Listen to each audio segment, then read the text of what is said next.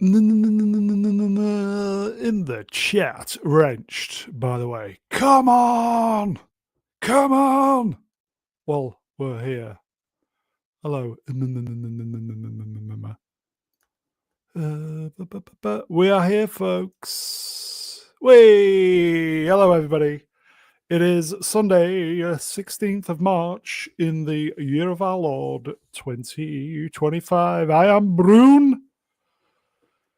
And I hope you're all doing dandy today. It was a shite week in Hollywood, shite week in real life, blah, blah, blah. Should we get the guests on? Yeah, let's do it. Okay, first up, the channel's very own astromech droid. It is Professor R2.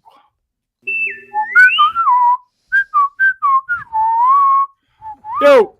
Hello. All right, Prof. How are you doing? I'm doing well. Doing well. Glad Good. to be here. Glad to be here. Shall we get the next guest on? Yes, let's do so. Okay, it's your buddy, Puppet Man himself. Oh. It is Headley Lesland, everybody. Price of Reason. Hey, what's up? Hey, Sky. You all right, mate? Yeah, I'm good. Sure? Absolutely. Are you sure? I'm very, very sure we can bring out the next person. Oh, it's great to have you on, mate. Shall we? We will, yes. Okay, yeah, congratulations, Newcastle United. Away the tune. Shall we? Well, yes, let's do it. Okay, clue everybody. It shits. Anybody? Does Alan Shearer still play on Newcastle United? No, he finished a long He's time like 100, ago. right? He is. He plays on what you call it on Match of the Day sometimes.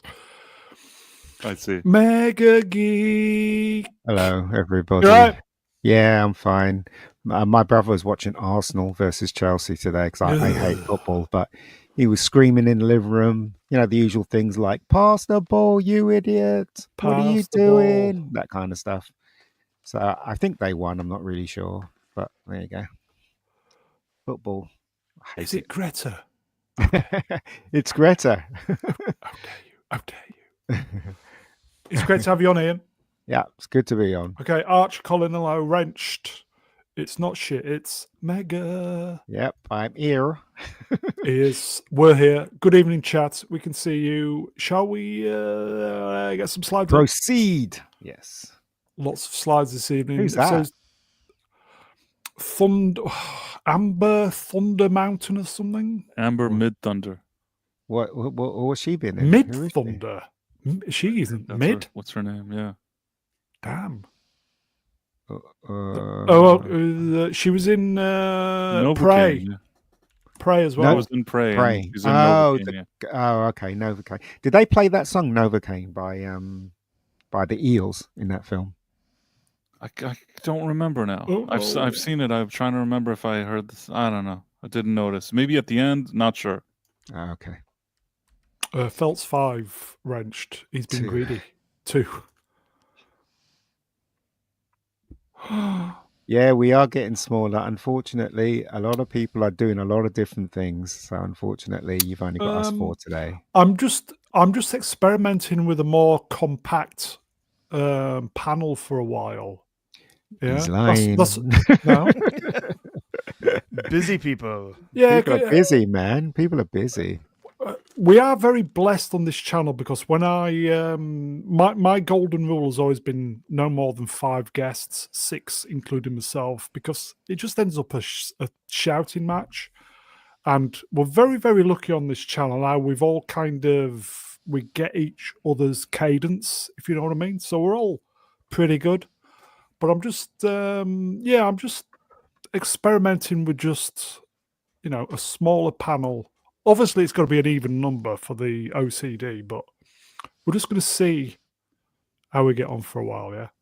If that's okay? Mm-hmm. It's fine by me. Gavin Blackburn, wrenched. Holding steady, almost at 4.5.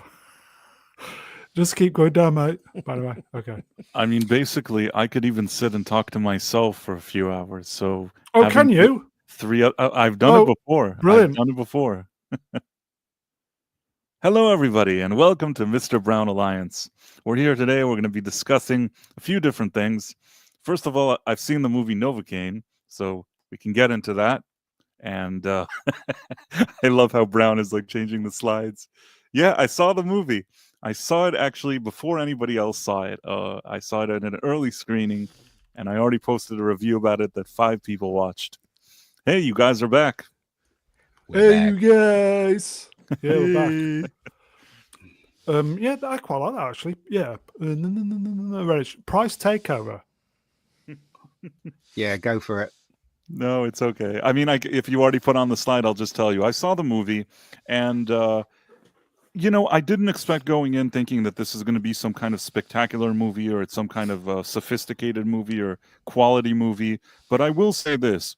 I came in there not really with any expectations, and if nothing else, it qualifies as dumb fun. Meaning, yeah, it's silly, it's preposterous, there's nothing groundbreaking about it, but it was made in a way that I think is competent enough, and there's a feeling of fun. Sometimes movies don't have to be the best thing ever. They don't have to be spectacular or brilliant. They could just be like an okay movie that you go, you have some fun, and you leave. The movie also isn't too long. It doesn't overstay its welcome. I think that the cast, which is Jack Quaid and Amber Midthunder, I think that they do a very decent job.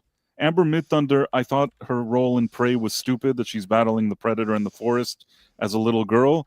But here, as a young woman who's more of a love interest, I thought that she was pleasant and don't have anything against her. And Jack Quaid, I think, was pleasantly surprising. As Professor said the What's other the film day. about? Oh, okay. The film is about a guy that basically has a neurological condition that if he gets injured or hurt, he can't feel pain. And then there's a situation where he works at a bank. This is even in all the trailers. He works at a bank, and some people show up to rob the place, and they end up, kidnapping a woman, and this woman is kind of his love interest. So he decides to take matters into his own hands and find the girl. And along the way, he's running into bad guys. He doesn't really know much of what he's doing, but he can't really get hurt. I mean, he can get injured, so he has to keep finding ways to continue, but he doesn't feel the pain. And it's interesting. It's preposterous. It's silly, but like I said, the movie doesn't take itself too seriously. It aims to be kind of dumb fun, and I think that ultimately it accomplishes its goal. And I didn't walk out hating it. I thought that it was an okay movie for whatever it's supposed to be. I'm going to take a little guess here. Is the twist in the ending his girlfriend's working with the people that robbed the bank? Because when I saw the trailer, I thought, you know what, that might be the twist. Well, let's put it this way, and it's funny you should mention it. If you actually saw my review, I actually mentioned there that any twist this movie has, you could see from miles away, and the twists are very predictable. I don't want to spoil it completely for people that are watching, because there's a few more layers to it than that, but I'll just say that this movie doesn't really ever manage to surprise me. The only thing is that between, I think, the cast, the likable cast, and kind of the fun vibe of the movie, you let a lot of things slide, even though there's nothing groundbreaking here. Right.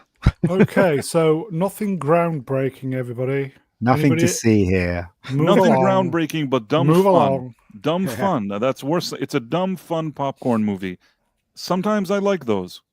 Was Jack Quaid any good? Yeah, I thought that actually he was maybe the best part of the movie. I think that he's shaping up to be a pretty decent actor, and he had, like Professor says, good comedic capabilities, good comedic timing, or whatever you said, and I thought that he did rather well. Okay. He did rather well, everybody. And finally, I'll say that Amber Midthunder in this is way more likable than she was in Prey. She's here just like a young lady. I actually thought she was fine. In Prey, it's not so much that I had something personal against her. I just didn't believe that she could beat a predator with her bare hands in the forest. It's so fucking stupid. Do you know? It's got that guy that plays Ned in Spider-Man in it, hasn't it? I saw on a trailer. He's used sparingly in the movie. He's not like every second in there, but in the scenes that he's there, he actually adds a bit of comic relief. whether you like him or not, you like those movies, you don't like it. He's pretty good as comic relief. I Yeah, think yeah. that when he shows up, there's nothing unlike about him. You know what? I'm gonna go even a step further. Between him, Jack Quaid, and Amber Midthunder, Quaid. very likable. Mm. Oh, okay. And he's So- bald in that film, isn't he? Yeah, which in real life he's bald. He's He has bald, some kind of yeah. alopecia Yeah. or something, so Yeah. not his fault. He's a Okay. young guy, but he has some kind of Okay. condition. Yeah. Mm. So overall, not bad. The actors are pretty okay. So it'll be out on streaming in it'll be next week, won't it? 4 weeks usually, isn't it? The Okay. So it's a when they do it, hit, isn't it? not Or a month. Okay. Yeah. Okay. That's Novacaine, everybody. Shall we move on? Move along. What's this? Novacaine Oh, again. sidestep, sorry. Novacaine opened with 8.7 million domestically on a 18 million budget. Is that good? It's probably less than what they would have hoped, but what I'll say is that and I was telling you this before we started, these type of movies with lower budgets probably already have deals in place with companies like Netflix or whatever Yeah, yeah. streamer. And the good thing is, and this is what I also liked when I did my review, is when I saw that this wasn't a high budget movie, it doesn't feel overly cheap. I mean, I think that you could tell it's a smaller movie, but I think it's made by people who had a certain vision and seem excited about doing it. And when you have like a small group of people making a movie that's smaller budget and they genuinely seem excited about making Much it, like Rebecca Gold. like Rebecca Gold, exactly. No, and they 18 seem. What'd you say? 18 million is a decent budget in England. Usually they make films over here for 5 million if they're lucky. So if someone over here had 18 million pounds, they'd be laughing. What could you do with 18 million, Ian? Go on holiday and No, I mean for obviously you'd be shooting Rebecca Gold from the Caribbean. I'll be I'll be making 5 films of actually 10 films of 18 million. That's what I'd be doing. Fair enough. I'm just saying that compared to some of these Hollywood tentpoles that have $100 or $200 million budget, I think that this was a little more modest, and with the right agreements and deals that they put in place with the streamer, if nothing else, they won't lose money. It's nice if they can come up with a model where they don't lose money and still make somewhat original movies, even if they're not groundbreaking. Well, didn't Clint Eastwood come up, and Clint Eastwood and Woody Allen came up with a model, and they've never made a flop, even though some of their films is not being accepted. Way. I've got an idea. Why don't we set up a GoFundMe for 18 million quid? Chat, be prepared to dig deep on this one. No, but I mean, 18 million is a decent budget in America as well. I mean, but look, right. The reason why this film cost 18 million is because whoever exec produced this and whoever produced this, they're getting a huge chunk of that 18 million. And so the actors and everybody else has to deal with what's left after that chunk. Plus, right, because they've got Jack Wade, is it Jack Wade in it, right? They've already made some sales because he's Jack in it. Quaid. Quaid, where his name is. Quaid. He's in The Boys, so they've already made sales. And the same thing with the girl in it. So it's on its way to making its money back anyway. Do you know what I mean? Even before it starts. I was going to say, is B Cinema Score good? By the way, good, bad. It's not great, but it's okay. It's not good. If you're going B minus C, that's a disaster. It's not great. B it's is okay. Why am I thinking of a song? Anyway, shall we move on? Yep. Okay. Reacher, was there a new episode of Reacher this There week, was then? indeed. There was indeed. Are we doing spoilers? Why not? Chat, are we doing spoilers for Reacher? Sure. Yes, no? Be quick. If you're Yes, a fan no? of Richie, you probably would have seen it anyway. No spoilers. Flav. Shall Okay, we well, no spoilers then. It's kind of 50-50. Is it? We'll go. We'll say no spoilers. If No you're going to do a spoilers. spoiler, go spoiler. Yes. No spoilers then. We've got a Slayer Nation raid. Howdy, What's- folks. Uh, So, who would like to go first? Ian? yeah, I really enjoyed this episode. Shit hits the fan towards the end, which is great. It still suffers a bit. I mean, that woman's irritating. The main woman in there. I would have slapped her ages ago. I would. I don't know about you guys who've watched it. I would have slapped her ages ago. She's rude. She thinks she knows it all. Plus, she kind of fancies Reach. But yeah, I would have slapped her ages ago. Stupid woman. She doesn't listen. There's one thing she didn't listen to, and then almost put Reach's life in risk. But this is really enjoyable episode. I'm enjoying it. I love the action. I like Reacher, and I can't wait to see what happens next week. So there you go. Which episode number is this? 6, I think. Is it 6? So we're approaching the end, yes? Yeah. Okay. It's worth your time. Everybody else has watched it. Price? He's gone out. Price? I thought it was a pretty decent episode. I think that this season is better than season 2. Mhm. And yeah, the lady is kind of annoying. I'm not going to lie. I kind of agree with Ian, but it's not the end of the world. It's not No. not on a level that I won't enjoy watching it. It's just, I told you that I think that because she's British and she's trying to do this kind of Boston accent, it comes There you off go, as look, really there you go. awkward and her trying too hard. And that's Yeah. really what takes me out of her performance more than anything. Mm. But overall, you're enjoying the season so far?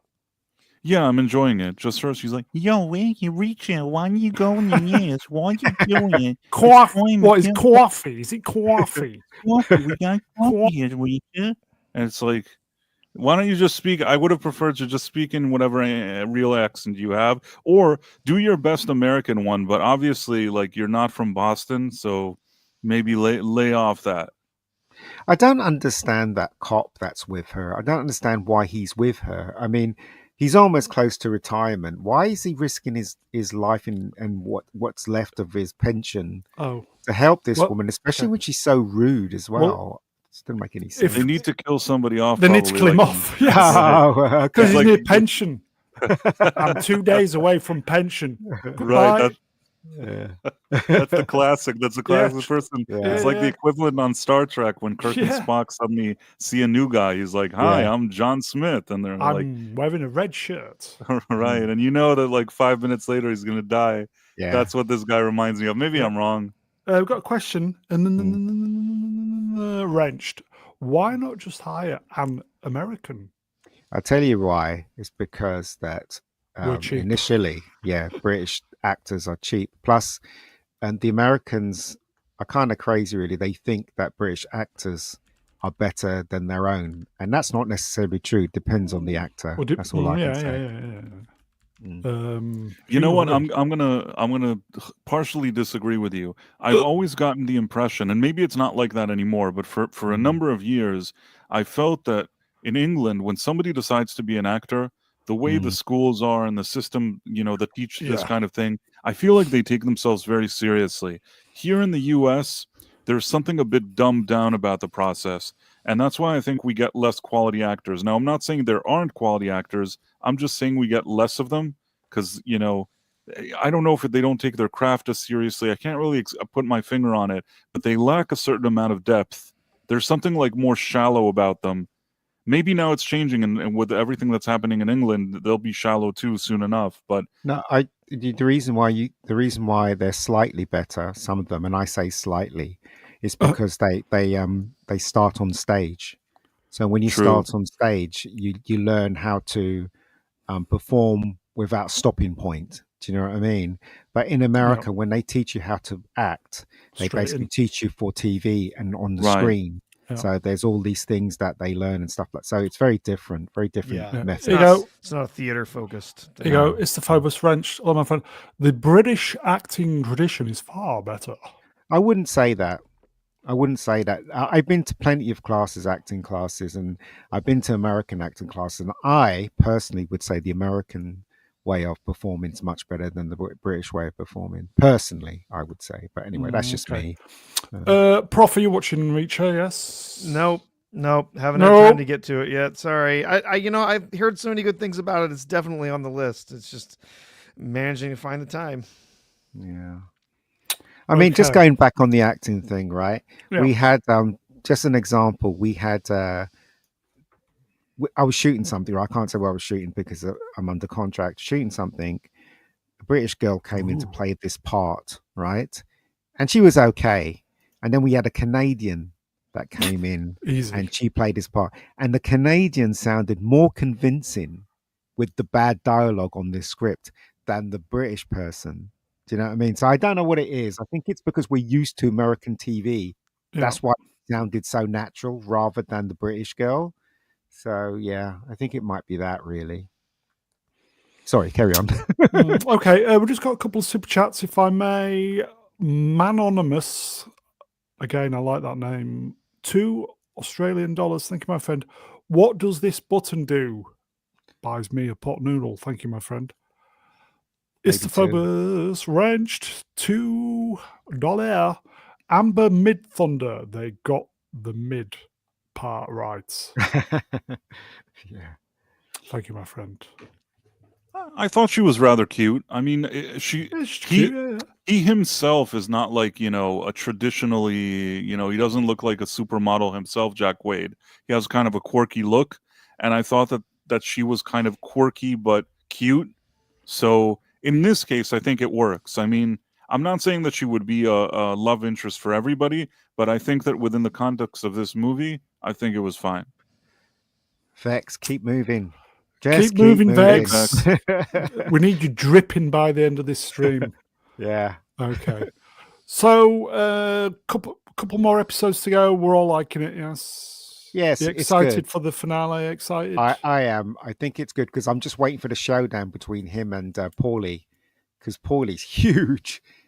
So Yeah. I can't wait for that. But, Okay, yeah. so a good recovery from season 2, yes? Oh, definitely. Okay. Definitely. Let's move on. I probably no spoilers. Severance. Prof, you watched it? Go on, Prof. Yes, I have watched it this week. Overall, I thought it was an improvement over the last few episodes. It still feels like we're not getting answers. The last episode, though, is going to be extremely long, like almost 3 times as long as some of the shortest episodes. Not quite 2.5 times as long. It's over an hour and 15 minutes for the last episode, which a lot of them have come in shorter than 40 minutes. So it's at least a double episode. But this week was, like I said, a little bit of a return to form. There was some stuff, some new things that happened with the main characters. We didn't spend the whole episode like with a totally different character wasting time. I'm still interested. I still want to see what they do with the last episode. Sounds like we are finally going to figure out what some of the bigger mysteries, like what Cold Harbor is. This has been a running thing throughout this season. We may finally get to find out what that is in this next episode. Maybe we finally get to see something of his wife, other than some of the other stuff that we've seen during the season. But I'm really hoping this last episode really does give us some answers and kind of redeems some of the stuff that we've been missing the rest of the season. Okay, But, for the uninitiated, again, one sentence. What is Severance about? it's about a mysterious company that has developed a technology that allows workers to separate their work lives and their real lives technologically. They show up at work and a chip in their brain turns on, and then they are a different person at work. And then when they leave, the chip turns off and they're back to being themselves. So basically they end up creating 2 different versions of themselves, one that's at work and one that's at home. It's a very strange thing with a very strange company that they work for. So I don't know. Anybody else get to see it this week? Price? Yeah, I saw it. Go on, Price. I think that unfortunately, I enjoyed the first season. I liked what it was doing, from the beginning of the second season until now, I've been extremely disappointed. After watching the last few episodes, I felt that the show has fallen off a cliff. I'm going to give it that one final episode in season 2 It's to next see week, if there's isn't it? something they could do to really tie it up in a way that I'll be like, okay, well, now I get it, or something like that. But honestly, the show shouldn't become a chore to watch, and that's what it's starting to become for me. I agree. I'm mildly interested in seeing where it goes, but at the same time, they are losing me. And this was exactly my concern. When I watched the first season, I thought this is very interesting. I hope they know what they're doing. I hope they have a good plan, and they're going to really, show that when we see the next seasons. And if judging by season 2, they are the J.J. Abrams of Apple. Easy. They are the J.J. Abrams of Apple. They Easy. can't even. They just a bunch of Easy. questions. Here's a question. Here's another question. Well, what if we ask this question? What if we ask that question? I don't care about your stupid questions. Just show the show already. We already know, a good amount of it. Now develop it and tell a story. Don't.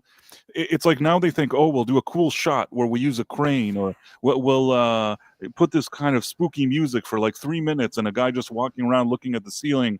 It's like, I don't really give a shit about all that. You know what I mean? Yes, you could get away with that sometimes if you use it sparingly, not every second. Is it style over substance? Is what you're saying? This season, yes. That Yes. was a good Oh. balance. This is driving off a cliff, in a stylish way. Driving off a cliff in a stylish way.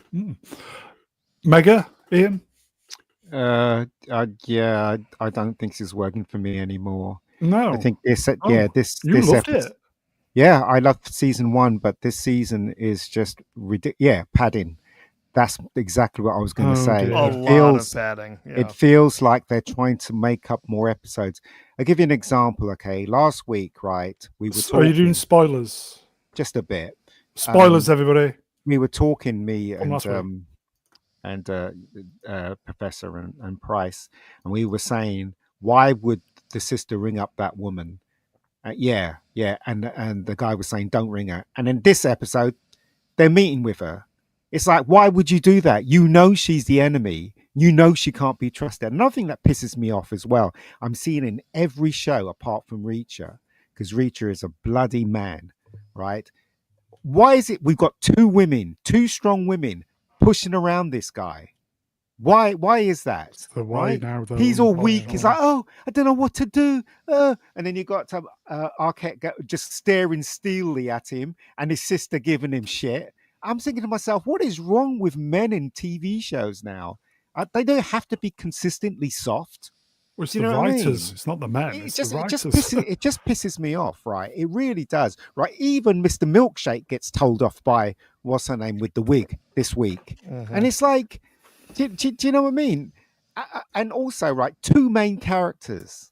It seems like they've gone now, right? I'm just really fed up with this. I'm going to be watching it until the end, but I get the strange feeling that Price is right. They haven't. Price is got- right, everybody. Boom. Exactly. They haven't got a good explanation for what's going on. Where are the goats? What were the goats? Right? That's one question, right? Mm-hmm. Two, right? What does all of this mean? Why is this place, right? Why is this place? Is this the only place on Earth? Do you know what I mean? Why is it always snowing all the time? It's just all these stupid questions that come up in my head. It's just none of it makes any sense. If somebody irritated you so much, you'd tell them to fuck off. Fuck wouldn't off, you? Ian. If Mr. Milkshake was giving you jip, right? You would just say, "Look, fuck off, mate," or you would From smack him one. And this is the stupid thing about it, that like everyone is not allowed to be angry in this film. None of them, even when Mr. Milkshake told off the bearded chap in this week's episode, he wasn't really angry, was he? He wasn't shouting. He didn't punch him. Do you know what I mean? It's just the whole thing is getting irritating to me as well. It's not working for me anymore. I just wanted clean answers to what's going on, or the story to be constructed in a way that it's enjoyable, but it isn't. They drag things out. They're dragging this Arquette thing out, You know, they're dropping us little things like maybe she's the creator of this. We don't know, and quite frankly, I don't care anymore. So I'm hoping that they can wow me in the last episode and explain a lot. But other than that, you're really enjoying it, yes? No, I'm not, I didn't enjoy this episode. I didn't enjoy the episode, the previous Oh, episode yeah. either. You know, I found it still interesting, but the end of the episode, I was like, why? You know, could it be better? Do you know what I mean? Yes, it can. Anyway, Cunning Dingus, low T. Hello, my friend. Low T makes men, women. Mega Geek, you're too old to have such low T, so you know how men should behave. I do. Yes. Yeah, I do. Blame the women. It's their fault. No, it's not. It's Some not of them. that you can Not all have of them. strong women, right? You know, it's great because look, nobody can tell me that I'm against that. If you got to do is watch Bad Day, and I'll explain where I'm coming from. I do like strong Oh, women, really? and I do. But the thing is, though, it's always being repeated time. Even that stupid film I watched, was it Electric State? What's his name? I'll get to that in a minute. Mr. Pratt was like a Pratt. Do you know what I mean? That's why it's Just called Pratt. Like, what? Why? Do you know what I Mr. mean? Pratt. Just getting tired Okay. of it. I'm tired of it. Yeah. Okay, how many episodes to go? Do we know? We just have the one left. So yeah, Okay. I would agree with So- Mega Geek. I think the biggest problem this season has been the structure. It's just been a mess. The episodes barely seem to connect together. There's weird departures, filler that it's not been great. It's not been great. What's his name? The guy that left in the train and I keep forgetting the name of that star. What's his name? John Turturro, John Turturro. Who's the other guy?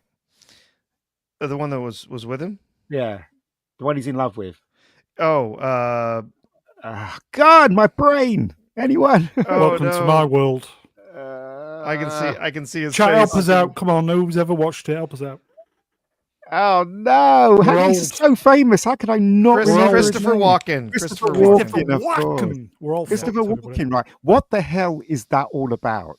Yeah, I don't know. None of I it think makes any sense. they were trying to I think sort of tell us that he had some sort of background that made him, you know, he connected to the company and he was kind of a bad guy. But this whole thing, the whole story with the two of them, with like, oh, let's learn about how you were lovers and oh, did you know, and then there was the whole thing that they did in the episode where they had the two of them, they were at his house with his gay husband and everything, all of that. I genuinely just think the writers think it's really fun to explore a gay marriage as part of this show. We don't want that. We don't care about that in this show. Why are you gay? Okay. And also, right, what was the whole point? He goes, "Come and have a ride with me. Come and have a ride with me." I was thinking, and I was thinking, oh, don't get in that car, mate. Sounds like he's going to kill you or something. Right, exactly. And then they get to the bloody station, and they always do this thing where their faces are so close together, you think they're going to kiss.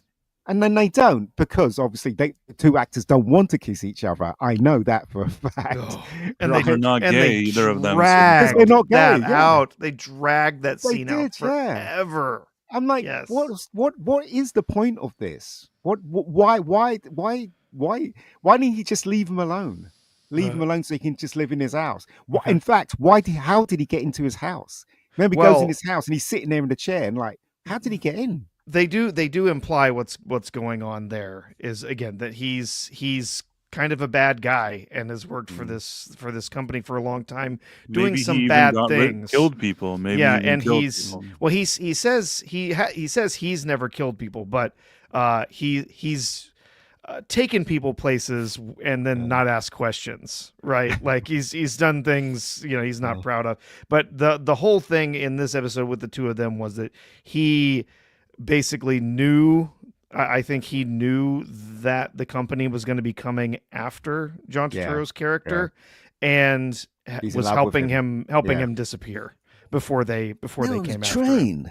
And go. Yeah, go and don't tell me where you're getting off. You have to go somewhere and disappear. Never come back. Never touch this company again. Yeah, because they're gonna wipe you out. Sidestep. Mm. Severance season 2 finale will be 1 hour and 16 minutes of tedium. Everybody. But the thing is, though, right? Are they planning a season 3? If they're Yes. planning a season 3, then that means they're not going to give you any answers. And quite frankly, if they don't give me any answers or a few answers, I'm out. Yeah, Because I'm not going to be dragged through season 3 with again. Do you know what I mean? Yeah. I Well, can't. the last episode in the previous season was one of the best episodes of television I've ever seen. Yes, it it was was. It was. incredibly Yeah, it was great. tight, tense. You were, I Yeah. mean, you were on the edge of your seat Damn. Yeah. to see what was Right, happening right. at the end of that previous season. Mm. If they've left all of the story for this last episode and they're actually going to do something with it, it could potentially still be good. But I just don't. They've just meandered the whole season long. I don't know. Now, what was the point of that little girl as well? Only so that she can get on the bus and leave. Because now they have like weird stuff. Isn't it weird that there's It's a little weird. girl? Isn't it Yeah, weird yeah, that this guy gets a painting? Isn't it weird that yeah. he's arguing with his superior officer? Isn't it weird that they're in the forest? It's like, yeah, all of this is weird, but if there's no substance behind all this weird crap, it's just it seems just pretentious and like people trying to seem more artistic than what they are, and that I don't like. I told you guys this was a yank my chain type of show, and it is shaping up to be exactly that. It's You a don't shame, like having really. your chain yanked, do you? No, I don't like. I mean, I like having Not even it yanked. Leslie. Not even No, no. Leslie. I like having it yanked maybe on occasion if it's the right. Special occasions, yeah. It's If- a if shame, really, because it is a good concept. And the thing is, though, it should have ended in season 1, in my opinion. Dragging it. It's obvious they're dragging it out. We've had 3 episodes of them just dragging things out when it could have been. You could have told that story in 15 minutes. Do you know what I mean? Well, The- yeah, the- and they've spent nonstop. They've spent time telling us about characters' feelings and about who's sleeping with who, and let's talk about our gay romance and so. And it's like, we don't care. Tell us about what's happening in the company. Why are they doing these weird things? What's happening with Mark and what's happening with his wife? Why are these things happening? Not just keep telling us that things are happening. Like, Yeah. tell us some Price things that are going on. Price and I had a very, very nice comedy moment then. Cheers, Ian. Seriously. Okay. So next Seriously. week it's do or die, yes? That's it. Yeah. For me, it is. do Yeah. or die. For me. Do or die, folks. Yeah, for We me, will it's do or report back next week. Are you hopeful? Yes or no? Probably not. Season 3's riding on it. Yes. Again, I should have bailed when he was crying in the car. I knew it. I just knew it. Well, at least we got that first season. That first season was Yeah. real good. There's not one man on this show that's any kind of alpha. This guy That's right. gets pushed around. The other guy, his wife wants to cheat on him with himself, Yes. and he's Yeah, a loser yeah. crybaby. John Turturro is into dudes and is kind of whiny and weird What? himself. And Christopher Walken is into dudes and is weird. What? So basically, Is everybody into dudes? there's not one person here that seems to have any character. The most character they gave is maybe to the woman, to Helly or whatever. She has more character than they do. Yeah. And although I don't dislike the actress, I really am not impressed. I think that the first season showed that Mark was becoming a little more sharp. Yes. So instead of this season showing that he's more of an alpha and he's taking charge and he's more of a leader, everybody's like fooling him. He's fooled by this lady to at least he's fooled and he gets some action, but he's fooled by her and like he's being manipulated by everybody. He's just some idiot. He doesn't even know what he's doing. He's just an idiot all the time. Price, you available to read the on-screen comments, please? Yes. Cunning Dingus says, look at the season 1 and 2 directors. The yanking happened as the female directors were introduced, Price. Damn.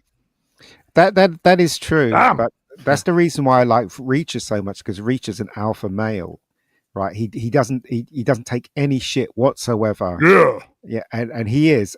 And then you've got the stupid males in it, like the what is it, the assistant to that loudmouth girl, and that stupid guy that gets killed and all that rubbish. Do you know what I mean? But at least Reacher is the male of the 80s and the 90s. Do you know what I mean? So that's the reason why I'm enjoying it so much. Right, Okay. because there's nothing they can do. The source material, I mean, today they try to do everything, but Yeah. they're sticking enough to the source material that suggests that Reacher beats people up and Yeah. has some kind of agency, and he's confident in his skills, and yeah.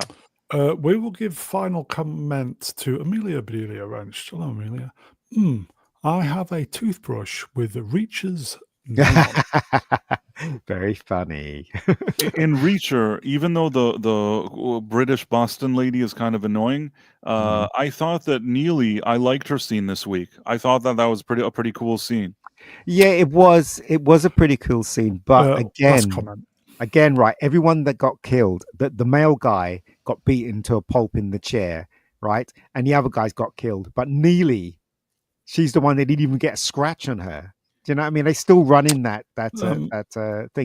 That's a what you call it, agenda thing with Neely. That's why she's getting her own show, even though nobody's asking for it. Here you go, folks. Vex Electronica dripping apparently wrenched. So what you're all saying is the Apple curse hits this show finally. Should we even bother with season 2 if we haven't been keeping up and loved season 1? Yeah, I wouldn't have bothered with season 2. We'll let you know next week. If it was going to go this way. We'll let you know next week. Next week, I'll be able to give a better answer on that. As for Neely being like, like you said, you're making it sound like it's a girl boss. I had more issues that the Boston British lady was like punching around a guy. At least in Neely, what they had was that was a big office. If she could tell that they're there, she just simply ran. And at no point in her interaction with them does she start beating them both up. She basically is just running to her office where she has a gun and she can fire back. And the thing that she does with the Xerox machine or whatever that thing is, I thought that was fine. Meaning they weren't trying to give her like superpowers. Her running to get a gun, I think, is legitimate. And that's why I didn't mind the scene. If anything, the Boston British lady punching that guy and Reacher's like, I can't help you. And she's like punching him out. That seemed kind of weird. Because she is so skinny. And even though the guy was looks tiny. Like she can barely lift like a sandwich. Okay. Yeah. That's Severance, everybody. Do or die next week. We will report back. Speaking of renewals, Ted Lasso finally renewed for season 4 at Apple TV Plus. Yeah, that suffers from the agenda as well. The season one's fine. Season 2, this is gonna be a mistake. Season 4 is. I don't know who would want to come back for season 4. I'm going to be honest with you. I watched the first season. I thought it was pretty good. Then I watched the second season, and I think in the opening scene, there's like a diverse woman, and she's there to like put him in his place. Yes. And I said, okay, I understand what happened here. Thank you very much. I pressed stop. Never watched it again. Same here. Same here. That was it. I saw that, and I'm like, I understand where this is going. I'll see you later. And when people tell me, oh, Ian, you're looking into things too deeply, I don't see that. I want to say to them, wake up, you stupid fucker. But I can't say that to them, right? Because they'll never see it, right? And it's obvious what's going on. Every TV show, and I shit you not, every TV show has this agenda. Even Masters of the Air, World War II drama from Apple last year suffered from the message. World War II why? Fucking drama. Do you know why? Because, and I hate to say it, the gay people are running the industry now. That's what's happening. Why are you gay? That's the reason why we've got weak males. Why aren't you gay? But you know what I think is funny? What a syndrome that I see with a lot of these shows that keeps repeating itself is that the first season, sometimes it's a show that the network or streamer or whatever it is, they're not sure about it. And because they're not sure about it, in some cases, they don't aggressively push anything. The first season of Reacher, I feel like they just let them do whatever they wanted. It was relatively, if you compare it to Rings of Power and Wheel of Time, whatever, it wasn't considered their highest budget production, but it ended up doing so well. And I feel like it's almost like an alarm gets triggered. If your show is doing well, suddenly a few executives walk into the room and say, hey, can we have more girl bosses? Can you throw in more kind of LG messaging? Why are you gay? Can you make the guy more of a beta? And it's not so much of a question. It's just like, I feel like these creators they're given like a shopping list. They're like, this is what we need you to do now. Even look at like Squid Game season 2. Yeah. They had to inject some messaging and weird thing into their. But you know why, don't you? Because they can't create anything original. So what they're doing is they're piggybacking over something that's is successful. If you look at the first Reacher, the only thing that spoils it is Neely. When she comes, she doesn't even get a scratch when she helps him at the end in the warehouse. Not even a scratch. Poor old Reacher's getting battered or whatever. He comes out in the end as victorious, but Neely doesn't get a scratch. And in this season as well, she doesn't get a scratch. She doesn't even get punched in the second season when they had that big fight outside the car park. Not even one punch. In other words, right, she is a co-star in the books and she's a co-star in this. Yet she's far more cooler than Reacher, and I just don't buy it. Sorry, I just don't buy it. Until now, I can accept what you're saying, and it's certainly, things like that cross my mind. Until now, I don't hate her. I don't know if I'm especially interested in seeing a spinoff with her, but anytime I see her for whatever brief appearances they have her do, she doesn't bother me personally. But I respect what you're saying. Is this gayness in entertainment down to lower T levels, as we mentioned before? Look, let's break it down, right? Let's go on. The people that run the TV shows, right? They are mean-spirited, right? It's not about trying to get their message across. It's about destroying what people love and putting in their agenda. They're deliberately doing that. You can't tell me they're not deliberately doing that, because they are. So if I see something in there, I'm out. I'm moving. I'm gone, Saying good luck to everybody. Good luck, everyone. Good luck, everybody. Yeah, exactly. Okay, Prof, anything to... I know you've been a bit of a spectator because Ian's just firing the engine up tonight. I'm stopping now. No, it's fine. Anything to add? No, I agree a lot of what you're saying about constantly having to insert the agenda on everything. But as far as Ted Lasso, like I said, most people, I think, just checked out of this show by the time it hit season 3. And season 3 was just a mess. It had some... the seasons 2 and 3 were so inconsistent. There was, you'd have one real fun episode, one real good episode, and then you get a bunch of other filler and just weird, just emotional stuff. And it's like, we don't care about the relationships. Can we get back to doing some of this other stuff and doing some comedy and whatever? I don't know why. Obviously, they're bringing it back for season 4 because they think it's going to make them a ton of money. But the story's over. The story is done. We don't need a postscript to the story. Here you go, folks. Hello, my friend. 25 million subscribers paying for Apple TV. Wow. It's more. Netflix has got more though. Netflix has got a shitload more. Yeah, and more content. Okay, let's. Oh god, 3 hour show incoming, folks. So this week's Daredevil. Then we're doing spoilers, are we not?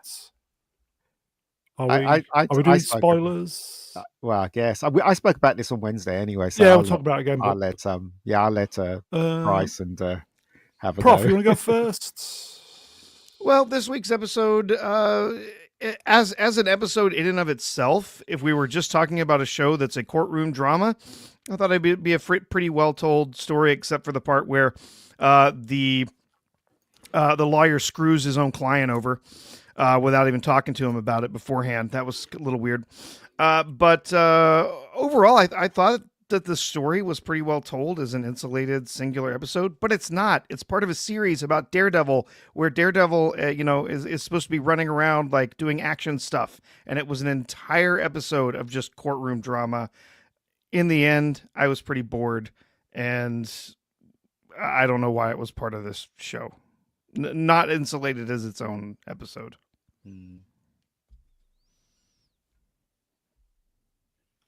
Well, that's a great thing that you just said. Bryce, Bryce, what did you think about this episode, Mike? Price, I've said what I've said on Wednesday. It's your turn, mate. Go for it. Right. No, I was doing an impression of Sorry. Mr. Brown, giving me permission to talk. Thank you for those constructive thoughts, Professor Price. Your thoughts on Daredevil, this week's episode? Your thoughts on Daredevil? Yes. I'll do a better impression next time, Brown. So basically, I understand that this show had to rework some of what it already shot. And I think that they scrapped a lot of what they filmed initially, but it seems like they didn't scrap everything. I think that what we're getting now, this whole White Tiger thing, was perhaps still left over from some of the previous thing that they were working on before they reworked the season. And I think that that's why, until now, maybe these 3 episodes have felt a bit uneven. I didn't like that Matt Murdock screwed over his client. I thought that was strange and uncharacteristic.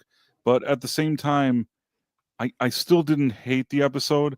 I didn't hate the episodes I've seen until now. I don't think that the show is as good as it was on Netflix. I have issues like making Vanessa Fisk like more of a girl boss and Wilson Fisk look stupid. I don't like that kind of stuff, but I'm not ready to give up yet. I'm not expecting this to be as good as the Netflix show, but it's probably one of the better things Disney has put out on their stupid platform. So I'll continue to watch it for now. For now.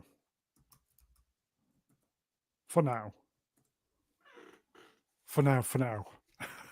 For now. For now. Okay. Ian, you're going to be watching Daredevil next week? Because didn't we say next week's the last chance for you? Yeah, for me, yeah. Because this episode was Yeah. absolute shit, basically. It really was. Come to see Daredevil, and what am I watching? Don't know. Don't know. It's the Phobos Wrenched low bar. Yeah. Apparently, the EFAP crew annihilated Daredevil. Because it basically, right, the only way he could win the case was to tell everybody that he was the White Tiger, right? And then he wins the case. Immediately when he wins the case, he would have been arrested because he's a vigilante, and the vigilantes are against the law. So why wasn't he arrested? See, that's one of the dumbest things in the whole of this episode. It just didn't make any sense. Because remember, vigilantes are against the law in the actual TV show itself. So why wasn't he arrested? Don't know. And again, right, why didn't they show us some heroics from White Tiger? Oh, he Don't saved me from a know. burning fire. It's just them talking about it Liar, rather than liar. them showing us. Yeah. It was just the whole thing was just dumb as far as I was concerned. Yep. Anyway, whatever. Just Okay. no way is it as good as the Netflix. We got a super chat. Come on, people. Wrenched. £5. Had a bad day watching football. Oh, Are you a Chelsea fan? you're a Who won? Liverpool fan. Now I know how Brown feels daily. Yeah. Oh, sorry, Common. Sorry, mate. What team does he support? It'll be somebody like Accrington Stanley. Accrington Stanley. Who are they? Yeah. Okay. So, again, do or die next week, yes? Yeah, Ian? for me it is. Do or die, everybody. Do or die. The lowest ratings ever, didn't it? Oh my god. Speaking of, I'll just start pop this in. Ian Diaz. That's Ian David Diaz. Mm-hmm. Watching the Electric State will report back. I did. I said it was shit because it was. It was. The special effects were amazing, but the whole, again, right, Pratt is being pushed around by this little girl, telling him what to do, and it just so annoys me now that all men are weak. You know what, right? If I was Pratt, I would have slapped her one. I really would have. You know, he's like, "Don't go out there, you'll die." Yet she goes out there. Do you know what I mean? It's like, and then he has to go and try and get her. But everything he does, he's so dumb. This guy is unbelievable, unbelievable. And she was irritating in this as well. Story didn't make much sense either. It's absolute rubbish. This film. So it's a what you're saying is it's a Mega Geek recommends. I don't recommend this. I think it's for kids because it's very basic. Oh, You know, okay. it's incredibly basic, and the story doesn't make any sense either. When spoilers, by the way, when her brother Spoilers, was everybody. in the car crash, right, and the body was there, and Short Round was like, "Oh, your brother is dead." How did he know that he was, just by Is looking at that him, that is he that was Chris the one? Pratt? Yes, Chris Pratt. Yeah. It is. Damn. How did Short Porn Round? Tash. How did Short Round know that the little kid was the one that would be able to control the whole robot thing? How? Just by looking at him. Whole thing doesn't make any sense. Here you go. How could he know? Anybody Vex seen this? Vex Electronica wrenched, still dripping. 4 kids. The movie contains F-bombs. Well, that's the way of the world now, isn't it? Yeah, honestly, it just doesn't make, the whole thing doesn't make any sense. It really doesn't. And most of the males are all weak, apart from the main bad guy. It's just really annoying. I saw the making of this today. It's pretty amazing what they did via Is it- visual effects, but still, Yeah. all that money wasted. 320 million, something stupid like that. Anybody else watched it? Price, Prof? Okay, I did watch it, but the thing is, I think about 2/3 into this movie, I dozed off, and I really wanted to go and watch more of it, but I just don't feel like it, and it looked really stupid. You'll never get the time back. Never get the time. It's a movie like Ian said. You could tell that there's money here to do these robots and to do some CGI or whatever it is, and it looks perfectly fine, but there's no heart and soul to this movie. No. And the thing is that I've already known for a while that the Russo brothers are rather overrated if they're not given like a good screenplay and a good IP to work with. But here, the truth is that they actually got the writers of a lot of successful Marvel movies that used to work for Marvel, and they worked with them on this movie. So I really expected this to be at least halfway decent. And man, was it a rough watch. Like it just, Damn. it doesn't have, it doesn't have anything that draws you in. It just feels like it's by the numbers. It's lacking heart and soul, and that's really a problem. Not even Millie Bobby Brown, no relation, by the way. Look, she's acting this. You know, she's a girl boss in this film completely. Totally, All the totally. males are stupid around her. Right, It's and just- he's a it's just- buffoon. and he's a total. Here you go. Sword and Storm wrenched. Hello, my friend. 320 million on a straight to streaming movie. How do they even make money on that? Well, the thing is, it's all about the algorithm, right? Is it a tax write-off? No, look, I heard, right, that somebody said, so for instance, when they were writing this is just an example, the execs from above says to the script writer, can you please make sure that you explain what's happening in words, right? Don't worry about what you're supposed to do in scripts, just explain it, because what it is that you've got to keep their attention when they're looking at their phone and multitasking. If they look up on the screen and they don't understand what's going on, they're gonna tune out.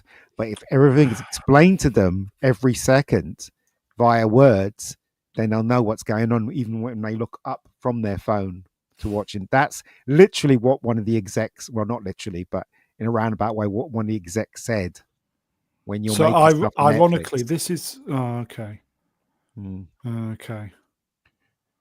And this is a prime example of that. They were literally telling you the plot as they went along, all of them, every person in this stupid dumb film. Oh dear. So dog shit then, yeah. Well, I wouldn't. I'm not recommending Dog it. shit better. The visual effects are really good, though. Really, really good. Yeah, I wouldn't recommend it either. Okay. And so also, another thing, Price. Did you see the ending, by the way, or did you stop watching? No, No, he fell I asleep. I, fell was going to say asleep. that's his review. I fell asleep after After like 2/3, I don't know. They were running around with some robots and there's some 5 stars. Mr. Peanut. I don't even know, man. Think of it, Okay, right. At Oh, the no, ending, that's not a joke. halfway through the film, right, there was this robot that said, "Can I cut your hair?" And he said, "Nah, stay away from me." Right, and at the ending, when all the shit hits the fan and they're all contemplating what they should do, he turns up in the room and his hair is cut. And she goes, "What happened to your hair?" And she goes, "Oh, well, I thought I let the robot cut my hair." And I got the feeling that he didn't like wearing that wig. Oh, So okay. they decided You can take the On- week off now. We'll make up on- some excuse. On the poster, you could have Price's review. In speech marks, I fell asleep 2/3 of the way through. Close speech marks. 4 snores out of 5. It amused me. Shall we move on? Absolutely. Please. Move on. Okay, there's a little. Oh, sorry. Here we go. Echo Chamberlain wrenched. Hello, Echo.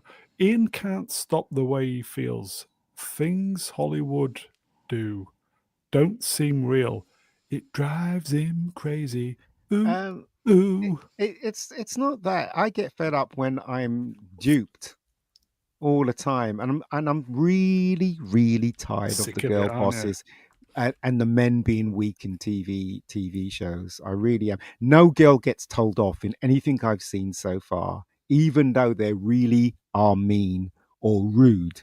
The men just take it.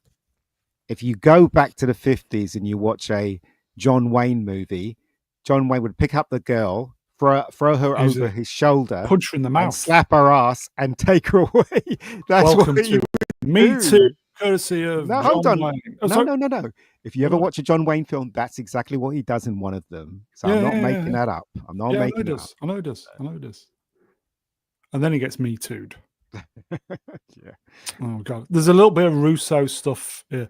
Joe Russo says Harvey Weinstein Mm. vilified mainstream movies and kept blockbusters from winning major awards. Popular films were winning Oscars before the mid 90s. I wouldn't go as far as say that. Well, there were plenty of art films that were winning, but Yeah. he's not wrong that old Did pay. Harvey Yeah. really changed the game for the Oscars. Because he in was 90 giving loads of things out, wasn't he? He was giving Well, out. yeah. So he yeah. basically bought the Oscar for Shakespeare in Love. Is Yes. there anybody out there who's just dying, waiting for their the 4K release of Shakespeare in Love, one of your favorite films? No. Nobody's Wasn't watched that against movie. Saving Private Ryan. It was. Nobody has yeah. watched that movie since 1999.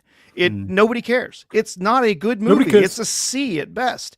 But he bought the Oscar for He that did. movie by paying off everybody, getting them all sorts of stuff and gifts and all sorts of things. And ever since, that's how the Oscars have played out. Every year, there's Oscars that they're bought because the studios, the producers are throwing money at the Academy to have It's them even worse bought now, out. though. It's Yeah, worse it's even than worse. Harvey Weinstein buying people out. Now you've got the agenda running through. You can't be nominated for an Oscar unless you got this, and this, and it's bollocks. So that means no good film now is ever going to win anything. It's all going to be all this agenda-driven ironically, nonsense that have been nominated. it isn't bollocks. Think about it. Dun dun dun. I'm in Boom, all week. tsh. There you go. Okay, there's lots of Russo. Shall we sidestep? Is he gay, by the way? What do you That think? Russo brother. Marvel gave baseball cards to the Russo brothers that include every MCU actor, how expensive they are, and how movies are left on their contract. How many movies are left on their contract? It's the only way to keep track of the amount of characters we're working with in these two films and the cost. If they don't turn these two films back into a boys' brand, they're on a hiding to nowhere. That's what I think. Yeah. Hot news. Cunning Dingus. He's so gay. Platoon is offended. Damn. Damn. Yeah, it's not good. Side effect legend in these parts. Wrenched. Top trumps. Yeah, I remember them. Top trumps. Yeah. Mm. That's when physical toys and cards and stuff were big. Now it's all stuff on the internet and buying films on the internet and blah blah. Gavin blah. Blackburn wrenched. Hello, Gavin. Gay? Why are you gay? They're not even happy now. Yeah. Oh, this is just getting stupid now. Okay, shall we? It's a sidestep. The Russo brothers say Avengers Doomsday and Avengers Secret Wars will be a new beginning for the MCU. No, it won't. Nope. okay. It'll be the end. It'll be the Yep. end. It'll be the end. It's obvious what's going to happen. The Russo brothers, if it's true that one of them is gay, yeah, all that agenda is going to be shoved into this. They're going to try and make it a bit subtle, but you'll be able to see it anyway. If they do not turn this into a bona fide boys brand, then they're on a hiding to nowhere. I keep It says saying. here, we told an ending story with Endgame, yeah. Now we're going to tell a beginning story. Price? Thoughts? Yeah, I think that the Russo brothers, they benefited during their time from a lot of really good people that worked around them. Back in the day, in Marvel, in the MCU, you had people like James Gunn, Joss Whedon, Jon Favreau, all kind of working behind the scenes and contributing some ideas and some things. I think that they also gave ideas as far as the Infinity Saga goes, and whatever team they had there was working well. I even think it was good that they had Ike Perlmutter there, sort of reining in Kevin Feige. The system was working, but I think that the Russo brothers, if you look at anything they've done aside from those few good MCU movies, most of what they've done is crap. Oh yeah. They did the Mhm. Citadel. They did the Yeah, it's Citadel for terrible. Amazon. It cost like $400 million, one of the most expensive shows ever. That is one of the most embarrassing shows I've ever seen, ever. They were And lucky the crew behind them got them the success, the Marvel crew behind them. right, Yeah. right, And exactly. essentially everything they've made since Been shite. Infinity War has been a downhill slide. It just everything that they've done is worse than the last thing they did. And It's now, of true. course, they've got the Electric State under their belt, $320 million, and it's getting like, what does it have on some of these sites? At 25% or something. Like it's terrible. It doesn't People matter do not though, like it. because it's about the algorithm. So it's a different ball game when they're making films for streaming. Listen, right? Everybody knew that Avengers Endgame was infected. Once you saw Captain Marvel save Iron Man, you knew that film was infected by the silly agenda. Yes, it was new, and I probably didn't notice it that much, but when I Yeah. look back at it, you can see Stinks. it's Yeah, there. Yeah. It's annoying, but hey, what can you do? It's the Phobos wrenched. Don't forget Citadel. Already forgotten, mate. Yeah. I will say, As it deserves to be. Mega Spidey-Man, I do believe it's your birthday. Happy birthday, fella. Happy birthday. Shall we? Is it? I can't remember. What's that? The sidestep. The production company behind Avengers Doomsday is called For All Time Productions UK. They're using the know that. TVA logo. Oh, fuck off. Don't they? Aren't they clever? They can fuck off. I think they're very clever. Not So clever. so It is. clever. I'm getting like vexed now. I'm swearing too much. It's not good.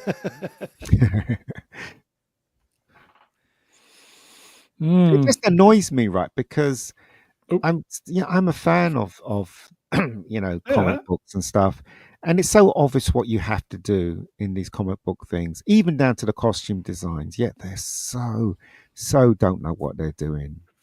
Okay, if I may, Mega Spider-Man matched. Thanks, Miss Brown. I didn't expect that.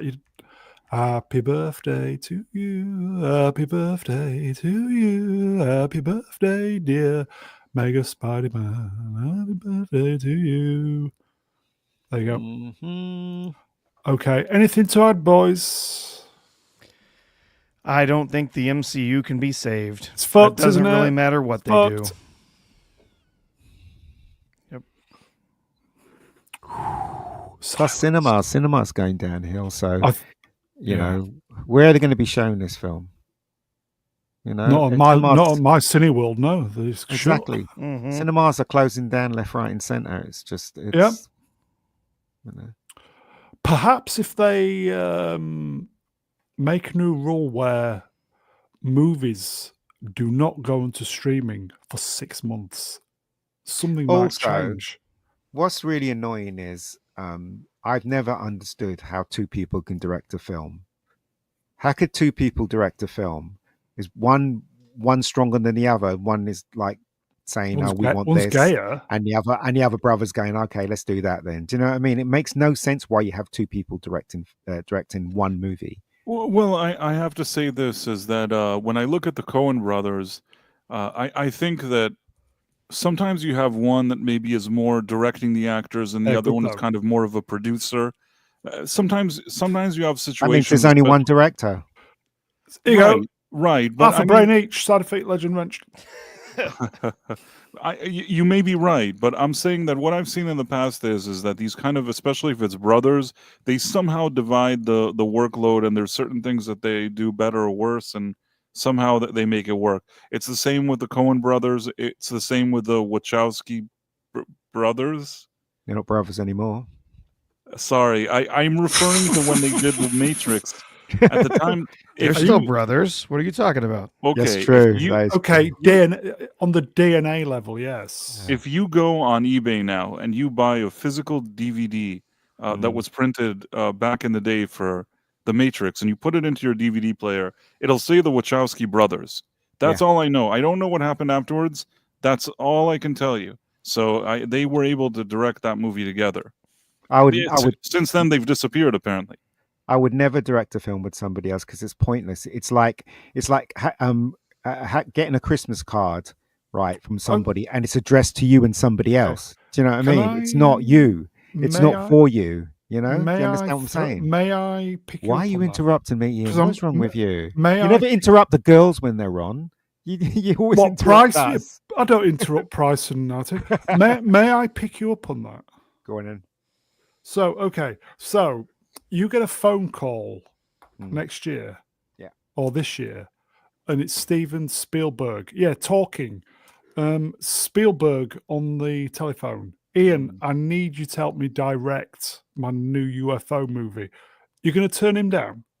I wouldn't turn him down because of money, but I know that I won't be directing that film. He will. And they give you a credit as well as director. I'll take it, of course. But the thing is, though, I know that it's pointless me being there because he'll be directing the film.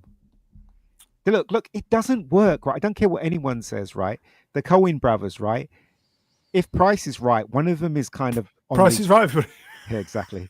If Price is right, okay, one of them is dealing with the crew and the other's dealing with the actors. So the one that's dealing with the actors is the director. It's not the one that's dealing with the crew because he's like PA or something like. You know what I mean?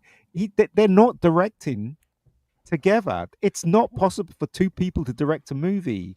And in any situation in life, when you have two people doing something, there's always someone that's stronger, and that person that's stronger is the one that's carrying the weight.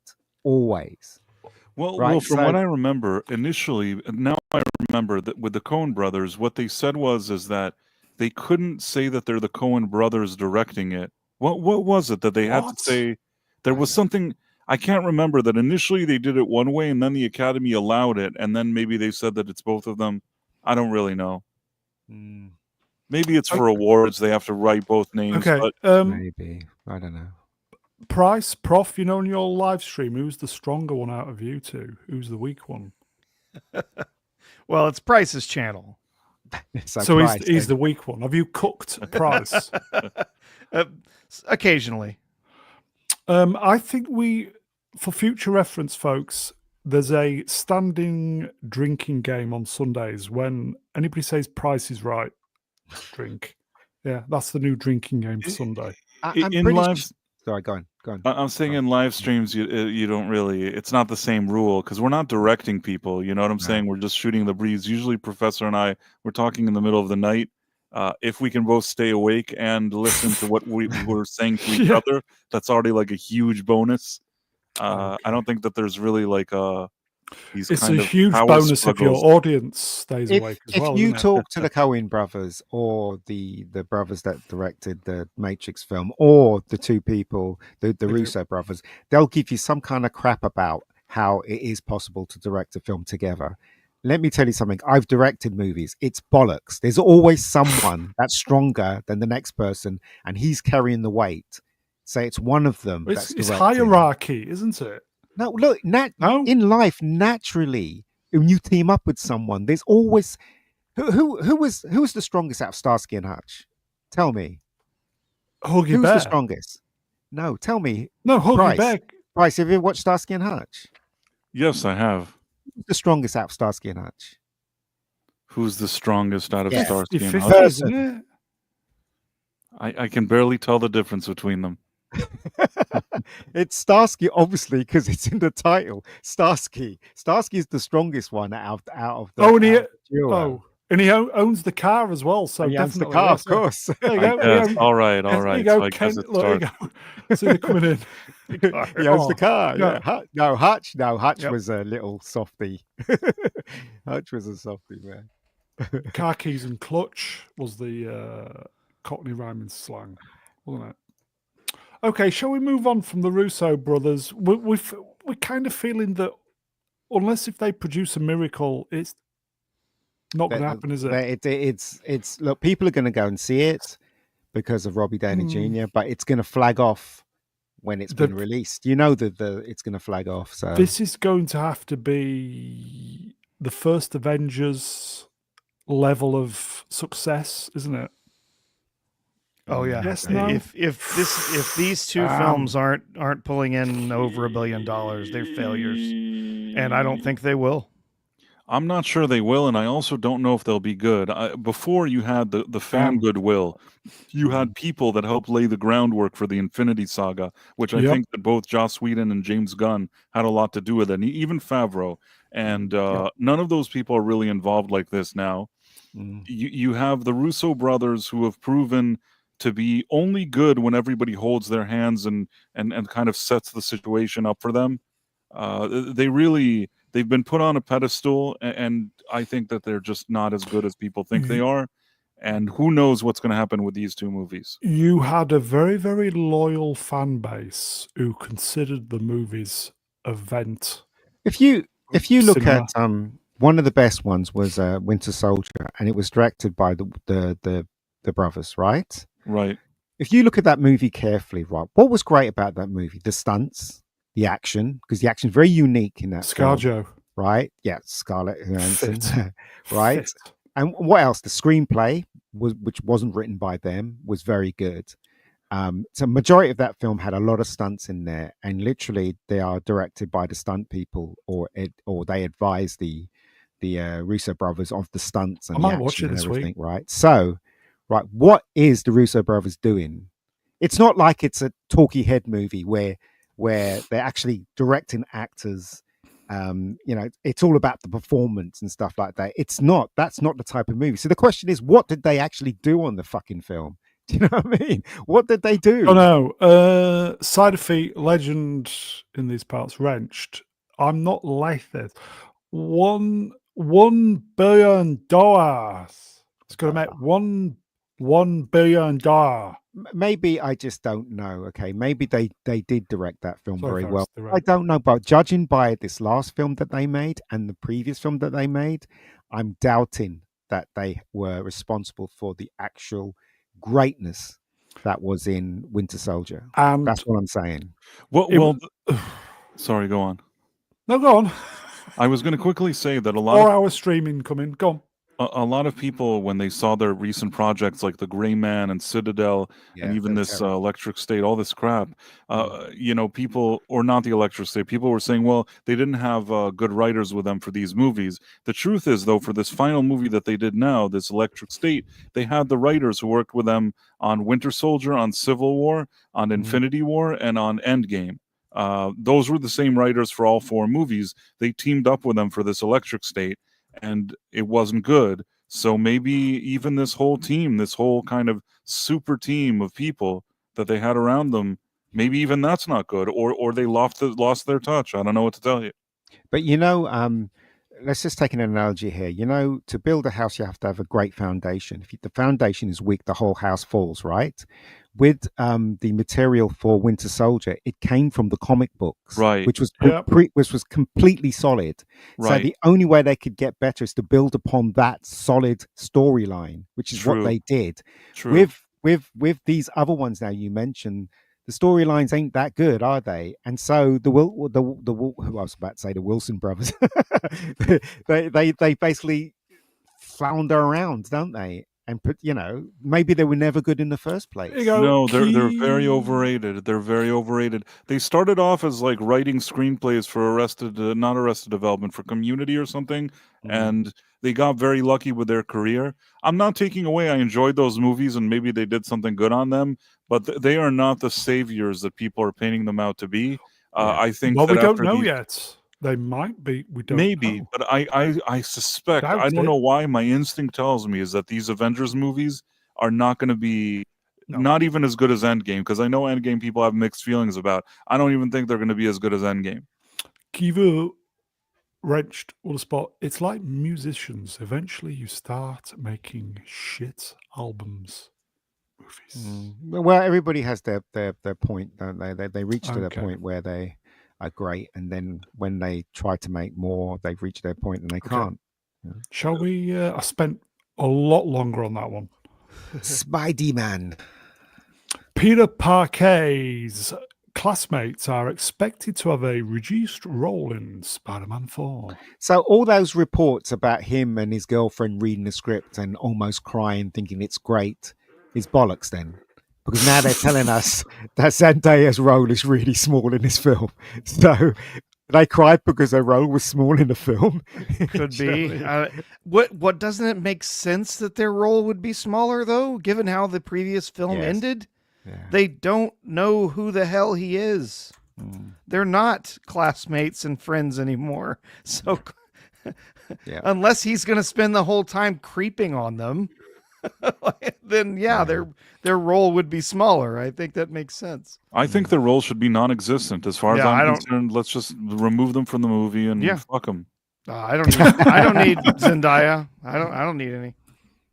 I think she's too busy doing what do you call it? Tom Holland? Dune, or was it June? And yeah, Tom Holland, and the Odyssey. Look, I am looking forward to Spider-Man 4. I do like Tom Holland's Spider-Man, even though a lot of Yeah, he's people alright. don't like it. And I think it made sense that in this universe, he teamed up with Iron Man and became Spider-Man, the Spider-Man that we know.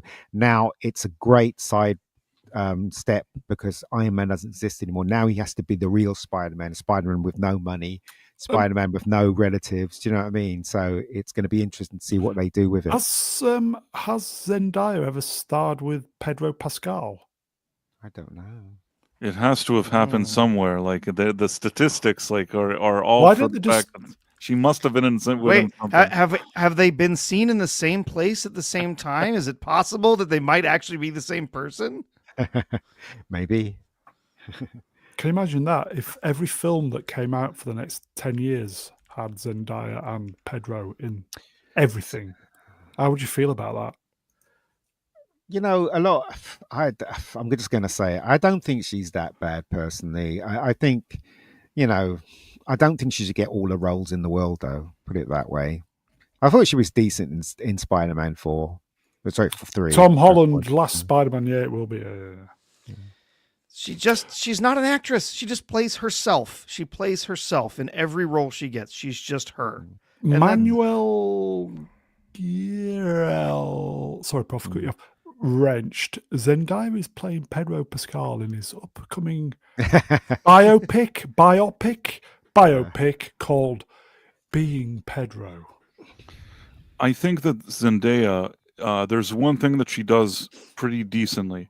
If you need like her to play, even though she's already in her mid to late 20s, if you need somebody to play like a angsty teenager, she's actually Frumpy. like a quirky angsty teenager. She's fine at doing that. Yeah. Those are the only roles. I'll give you an example. I saw this movie Challengers where it jumps back and forth in time. The only scenes I thought she was good in was the one that she's playing like a teenager. like a teenager that's playing tennis. That's the only thing that I bought. The second that she's already more mature, like I don't buy her anymore. And I think that's the problem I have with this actress in general. She was fine as MJ, but I don't really need to see any more of her.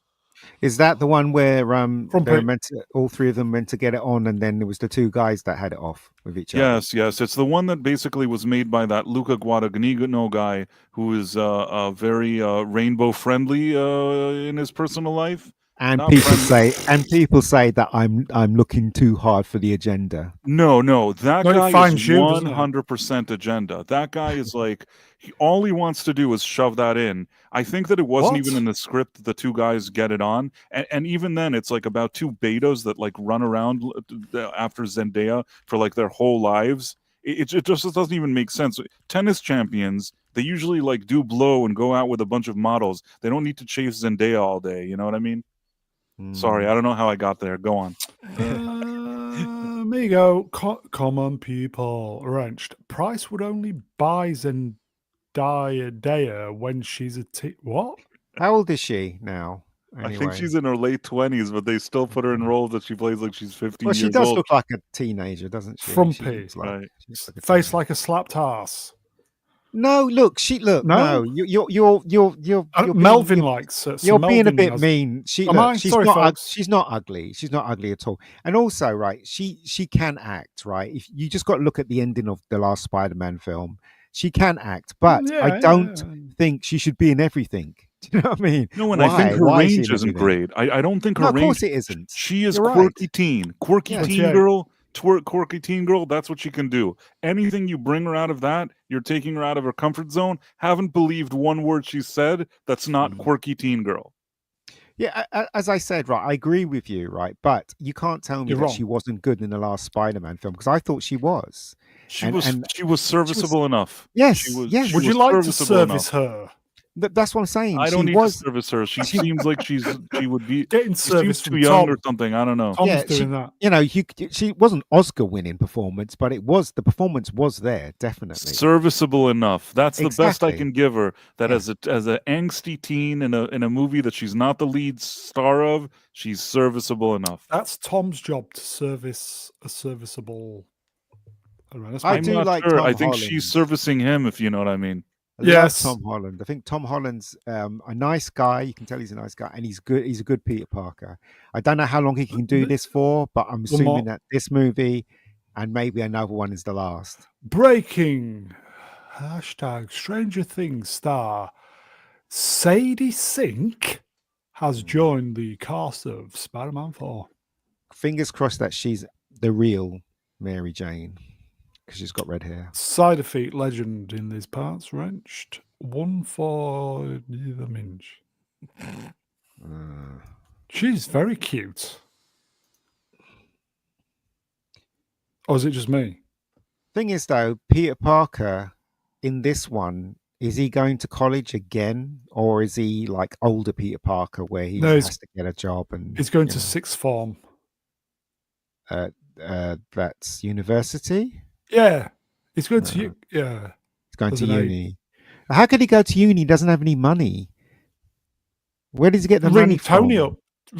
Oh no, Tony's dead though, isn't he? Yes, I'm saying, and also nobody knows who he is. Yeah, like if he doesn't how- exist, how's he going to be able to go to Yeah, school? and also, how did he get What? that apartment at the end if he doesn't exist? That he doesn't have any, anything. Why doesn't he exist? Did I miss something? Yeah, Doctor Strange. Remember, the only way to Hey? save the only way to make sure that all the other universes don't collide was that he had to be forgotten, and Doctor Strange did that thing and made the whole Oh. world forget him, didn't he? In the last one. Oh, okay, I So, get it now. If okay. the whole world forgets him, how did he afford an apartment? How could he? How is he making his There money? you go. Alex Ashkin. Hello, Alex. Wrenched. Is she Spidey's daughter or something? She might be Mary Jane, the real Mary Jane, because he's in this alternate reality now. Spit it out, lad. So I'm hoping that she is Mary Jane. I would like them to create Gwen Stacy as well, but I don't think they're going to do that. Blonde and blue eyes, they hate, don't they? So I mean, but What? based on this casting, unless they make her blonde and blue eyes, which would be really weird, I yes. think that she has to be Mary Jane. Yeah. But Howard, he already called the previous. He called Zendaya MJ. So what's he going to do? Call this one Nope. Mary Jane? It's just really weird.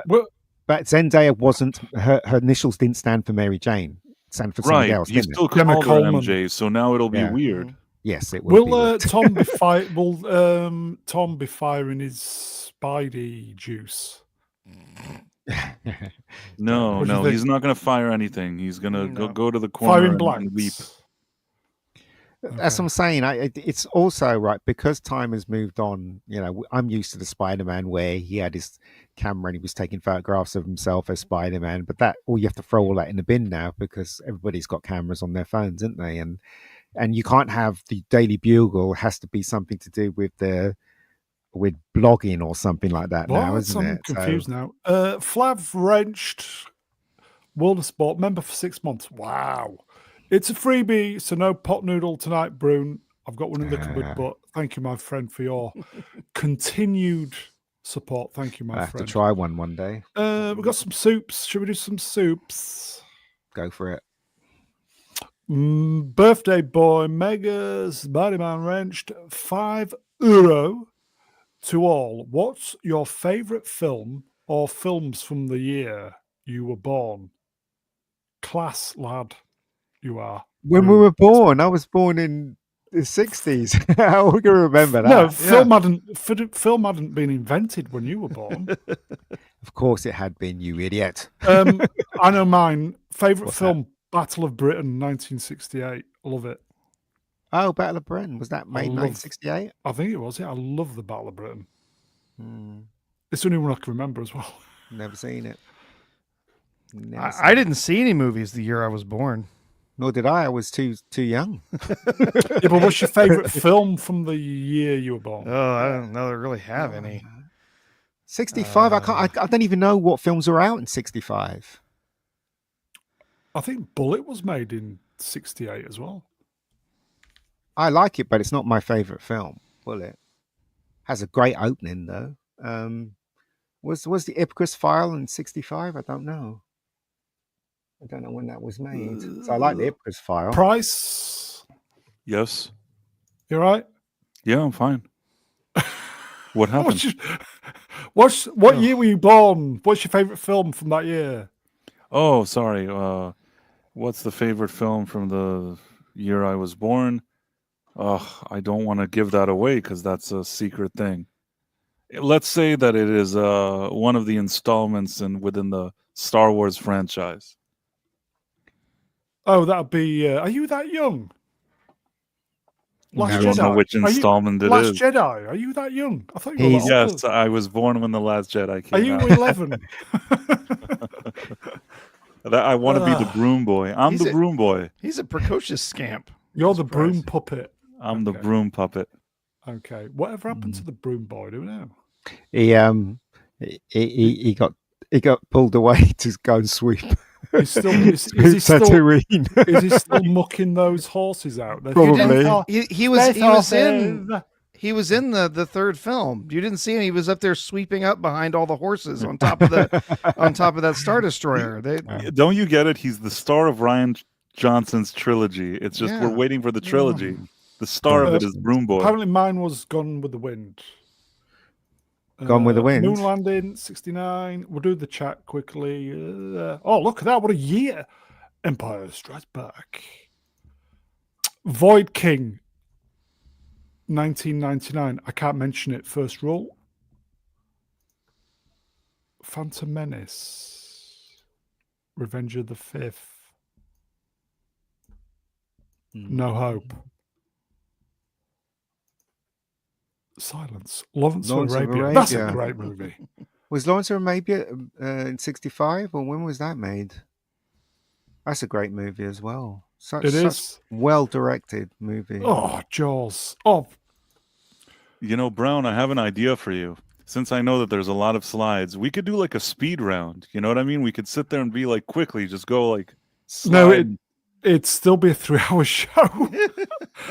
I think we could do it. We could Can totally. I just say, if Ashen was born in 87, while you were filling your nappies with poop, I was watching Predator and RoboCop that year.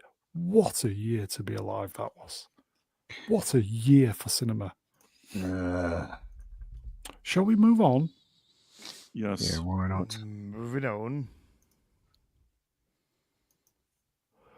Captain African American Brave New World added 6 million from 52 overseas markets over the weekend, boosting grosses to 203 million internationally and 388 million Still, Yeah. still a flop then. worldwide. Yep, it's still a Wow. flop. It's Wow. gonna make less money than the Eternals. Right. Damn! By the time this gets out of theaters, it will have. I think it's gonna top out around the 396 or so, and it's gonna. Well, just goes to Big show time. nobody's interested. There's very little people interested in Marvel now. Marvel films. They've ruined the brand. Yeah. They've destroyed the brand, and obviously they made a really terrible movie to boot. I mean, this is I not. was a good movie. entertained though in its defense. I was Doesn't matter. entertained. you and 6 other people, I guess. But Somebody's got to.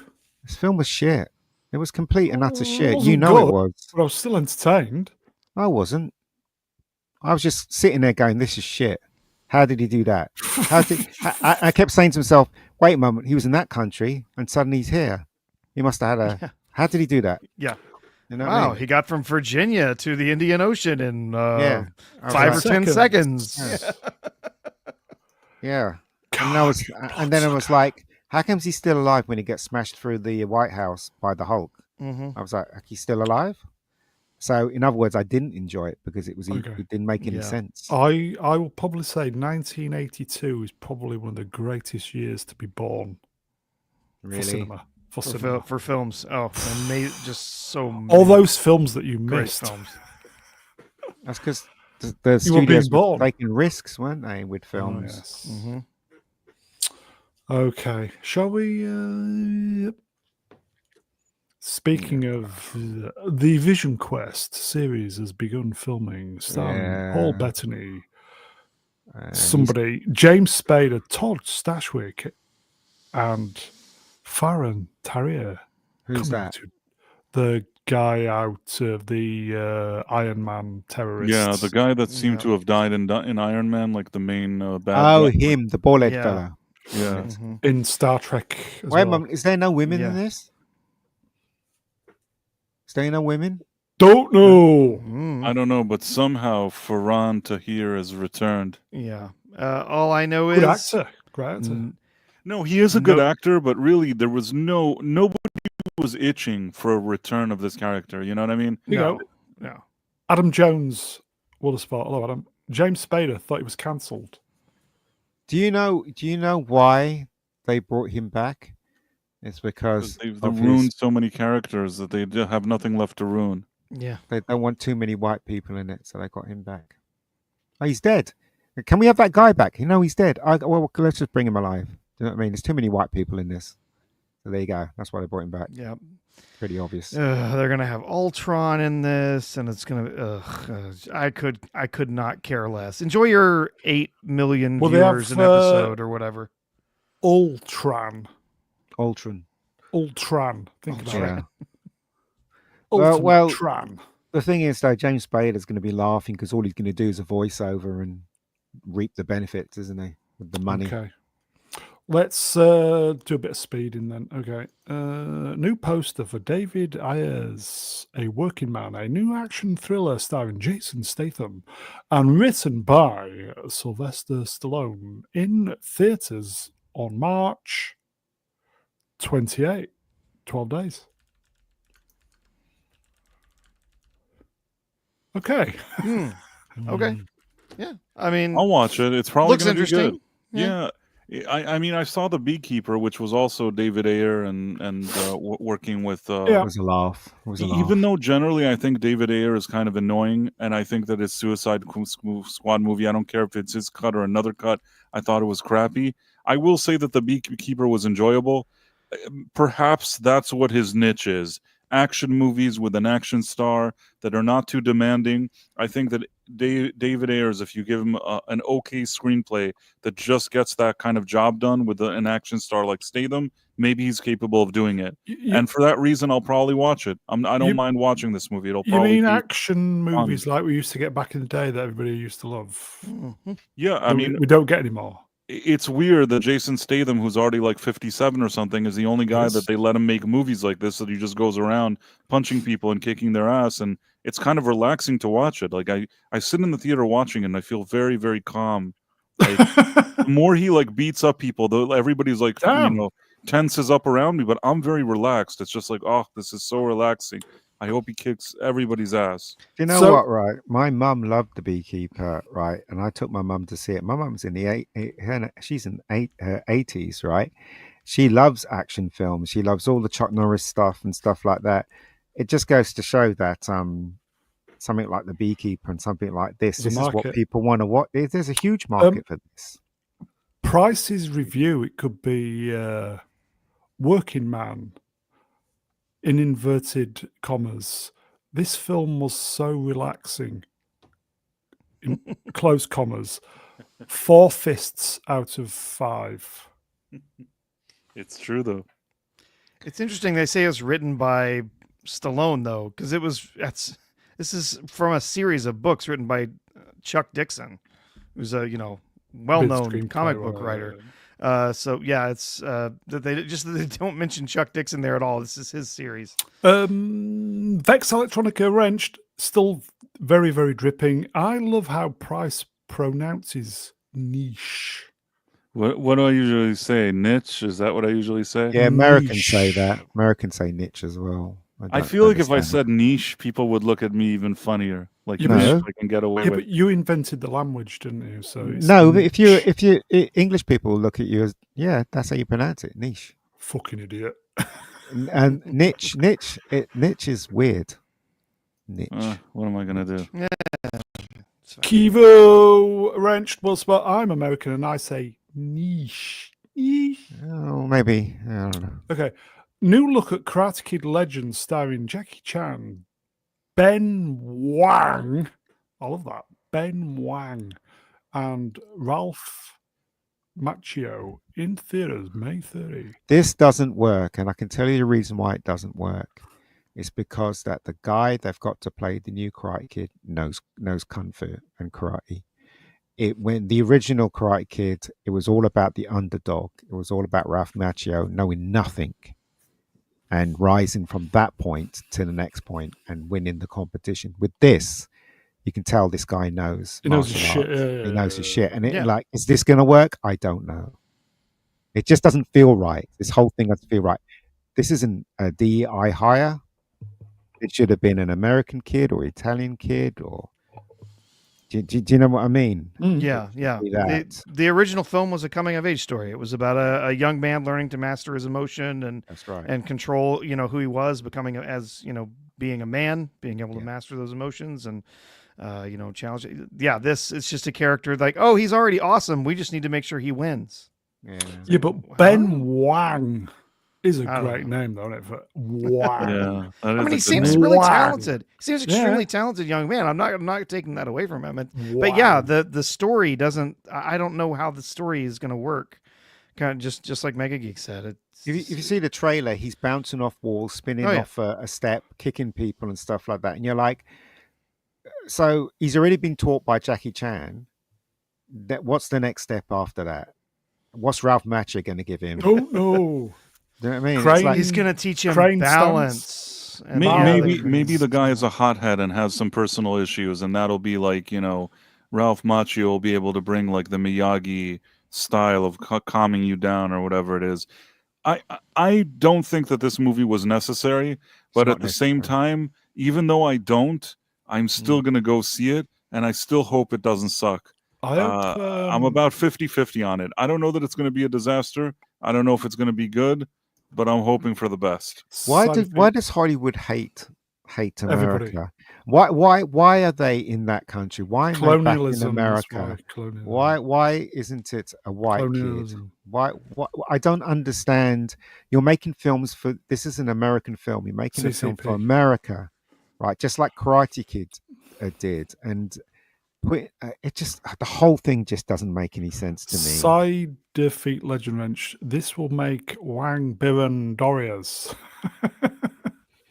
And also, right, never in the history of Thank you, Side defeat. film do you have karate and kung fu, because they're both different styles. Never so I mix guess- the styles, Ian, is what you're saying. well. When I was growing up, Never and when I cross was the doing martial styles. arts, it was always frowned upon. But this is a good Yep. idea, I guess, having both of them, and because Bruce I Lee was mean- all about that, wasn't he? He was all about there's not one style. There's only there's just martial arts. Basically. Listen, Sorry. purely from a business perspective, this movie came about because at the time Netflix were delaying signing a final season for Cobra Yep. Kai, and I feel like Sony were just trying to find an additional solution to try to light a fire under Netflix's ass. So they conjured up this yes. deal with Jackie Chan and Ralph Macchio, thinking, well, we'll expand on the universe we had with that other stupid movie. And then they decided to do it. I initially had really harsh things to say about it. Eventually, the maneuver worked, and they did renew the thing for Netflix for another season. But they didn't cancel this movie. They actually, moved forward with it. When I saw the trailer and I saw Jackie Chan talking to Ralph Macchio, I said, you know what? I like Ralph Macchio as the Yeah. Karate Kid. I do like Jackie Chan. Maybe there's a movie they can make here that doesn't suck. That's why I'm willing to give it a chance. But you'll probably be right at the end, Mega Geek. Will- but We all maybe not. want to give it a chance, don't we? We all do. It's what's interesting about it is so when they meet up, is Jackie Chan gonna go, so what Are you did you gay? do? What did you do? Oh, Mr. Miyagi taught me and I won this martial arts. Oh, that happened to my student as well. What are they don't going to talk forget- about? Do you know Don't what I forget, mean? Will Smith is executive producer That's what I'm saying. What are they going in to the talk about? franchise, heavily They involved. did the same thing. It's like, wait a moment. It just honestly, it doesn't make any sense, but hey, I hope it works.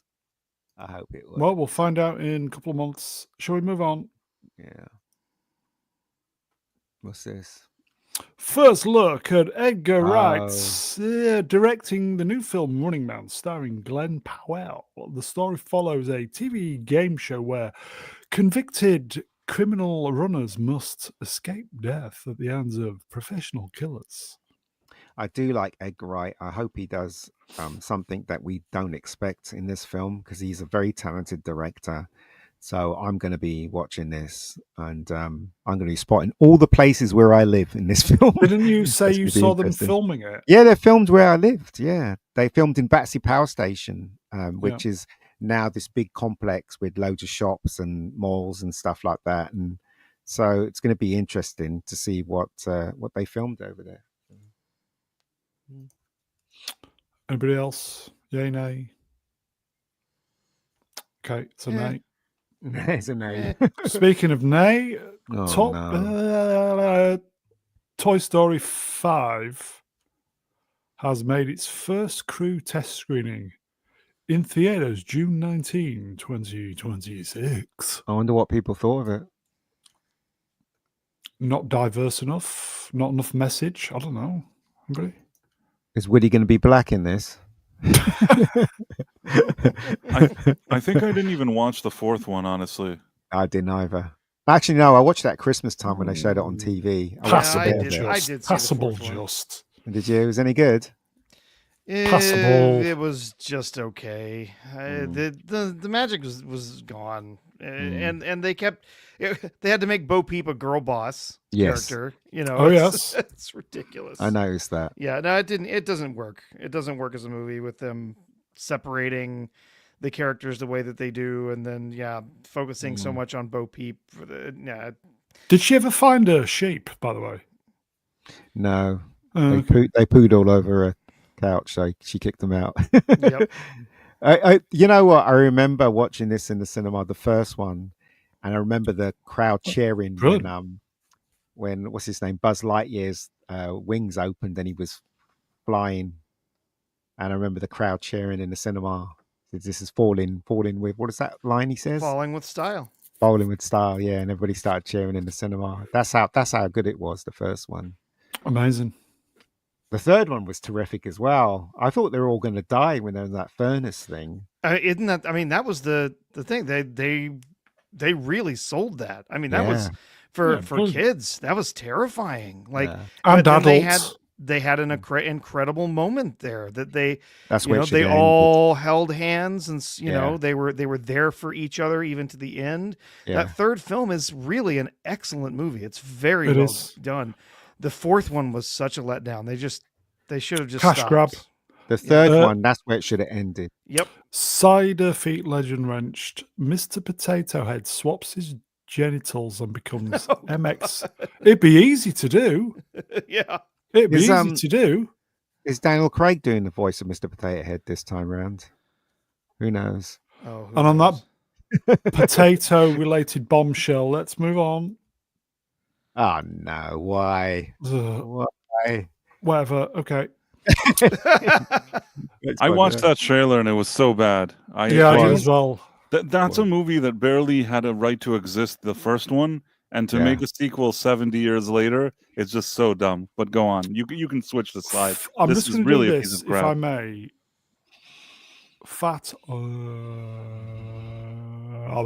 From potato to patata.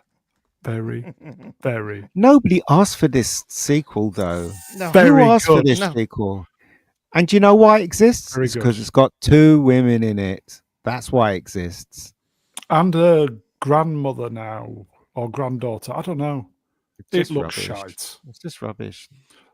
Subtle 20 hints of rainbow in the. I mean, 20 years ago or whatever it is, then when they made it, you could still, get away with it. Jamie Lee Curtis was a bit more youthful. Lindsay Lohan was more youthful. Now that they did it, I looked at the commercial. Now the trailer. Now they have these kids that they're now swapping with them, and one of them for some reason is like diverse and British. Which, like, when they swapped, I didn't see Jamie Lee Curtis talking with a British accent, so I didn't understand. Did her accent change along with the switch? I was so confused by that trailer, by what they're trying to accomplish here, that if I watch the trailer and I'm like, what's going on here? That's a really bad sign. Is this in the cinema or is this streaming? Oh, it's cinema release. It's a cinema It's- release, and it's it's a piece dead of crap. Dead The only film I'm looking forward to from Disney is Lilo and Stitch, because I have never seen the cartoon, Snow but I White. saw the trailer and it looked really good. Snow So White. I want to see Lilo and Stitch because Okay. it looks fun. It looked like a fun trailer. Yeah. We mentioned this was in the bin last week, but there's been a bit of an update. Sony is behind a new. I became interested when I saw this. Sony is behind a new adaptation of Starship Troopers from District 9 director Neil Blomkamp. The project is not a remake. That's when I kind of lost interest in Paul Verhoeven's 1997 masterpiece, but rather go back to the 1959 novel as source material. What studio is going to be doing this? Sony. Sony. So basically, it's all going to be girl bosses, and that's what's going to happen. So go I away do- now, Sony. I do like Neil Blomkamp, but Yes. yeah, I mean, unfortunately, yeah, it's He's he gonna doesn't be have a under the- it doesn't have a great track record. No, but he's going to be under the charge of Sony and Yeah. the people that run Sony. Alien which 5 are- would have been amazing. Yes, it would have been, wouldn't it? Yeah. Here you go. Side of Feet Legend Wrenched. Give us District 9 sequel instead. I thought they were making that. No, they're not. Do you know what though? Paul Van Hooven, Verhoeven. right? Verhoeven. He's Fucking he's a amazing. very naughty boy, isn't he? Brilliant. Yes. Yeah. The things that he's done in his movies are very, very Bitches naughty. leave. Very naughty. Like, for instance, you ever see Hollow Man? What Hollow Man did to one of those girls? Very, very naughty when he was invisible. What did he do to that? Anybody remember that film? Me too. Hollow Man? Didn't see it. No, All right. So You basically- didn't see Hollow Man. Yeah. haven't seen it. No. You can't see him. He's There's a joke invisible. in there, folks. Just pick the bones But, out of that so one. if you look at Hollow Man And if you look at what's it, RoboCop, if you look at this film where they're all changing in the same changing rooms and they're all naked. If you look at what is it, what's that one with the ice pick and Sharon Stone where she does the beaver thing? Do you know what I Yeah. mean? He's a very naughty boy. In a Yeah, good way. In a good way.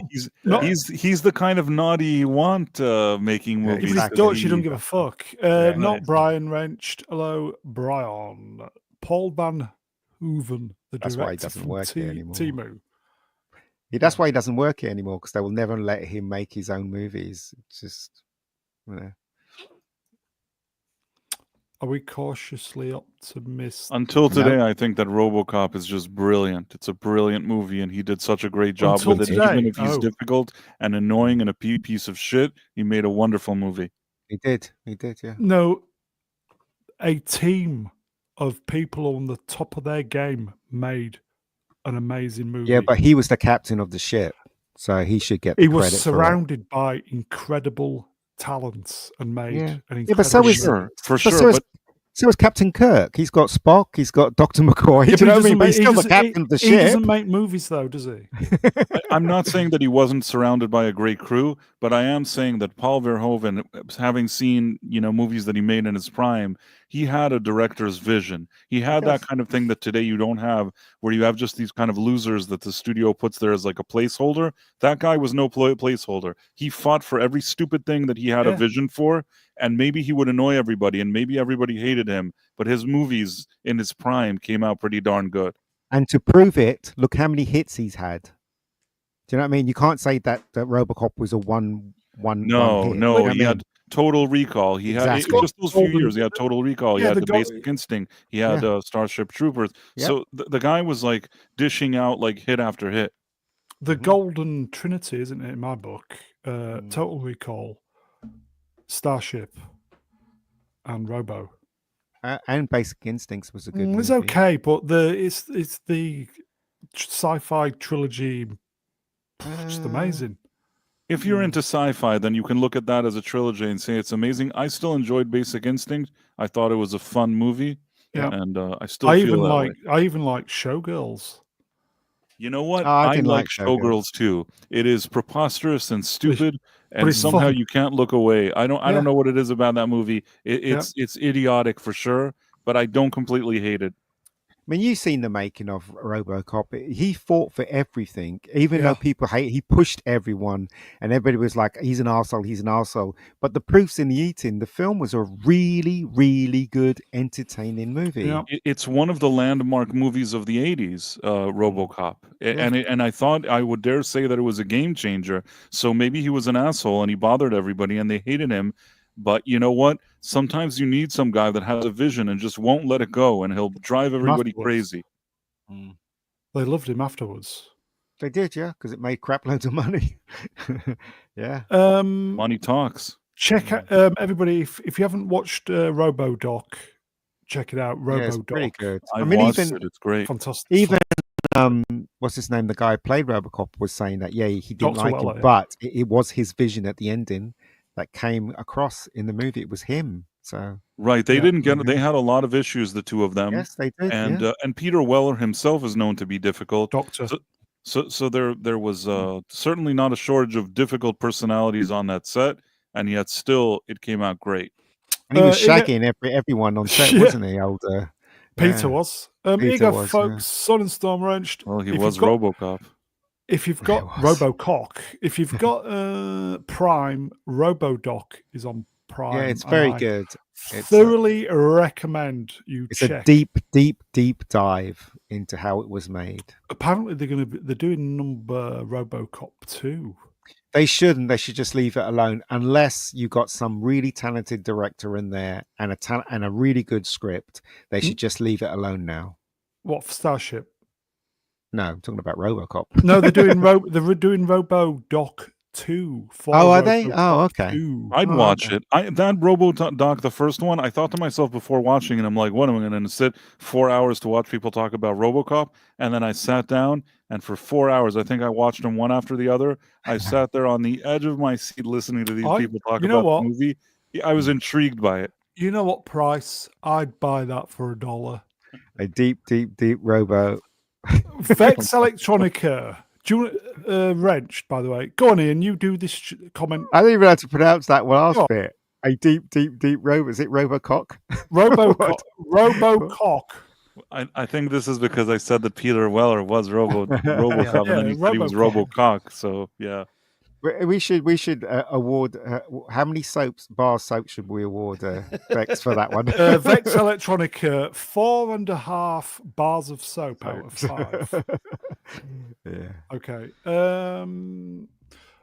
Neil Blomkamp. He needs another hit, I feel. He's very talented. He needs another hit. He is talented, but I think they should give him something original. I hate when they go and do like another... Alien 5. Yeah. But the thing is that there is look, Hollywood is dying, right? They don't know what they're doing.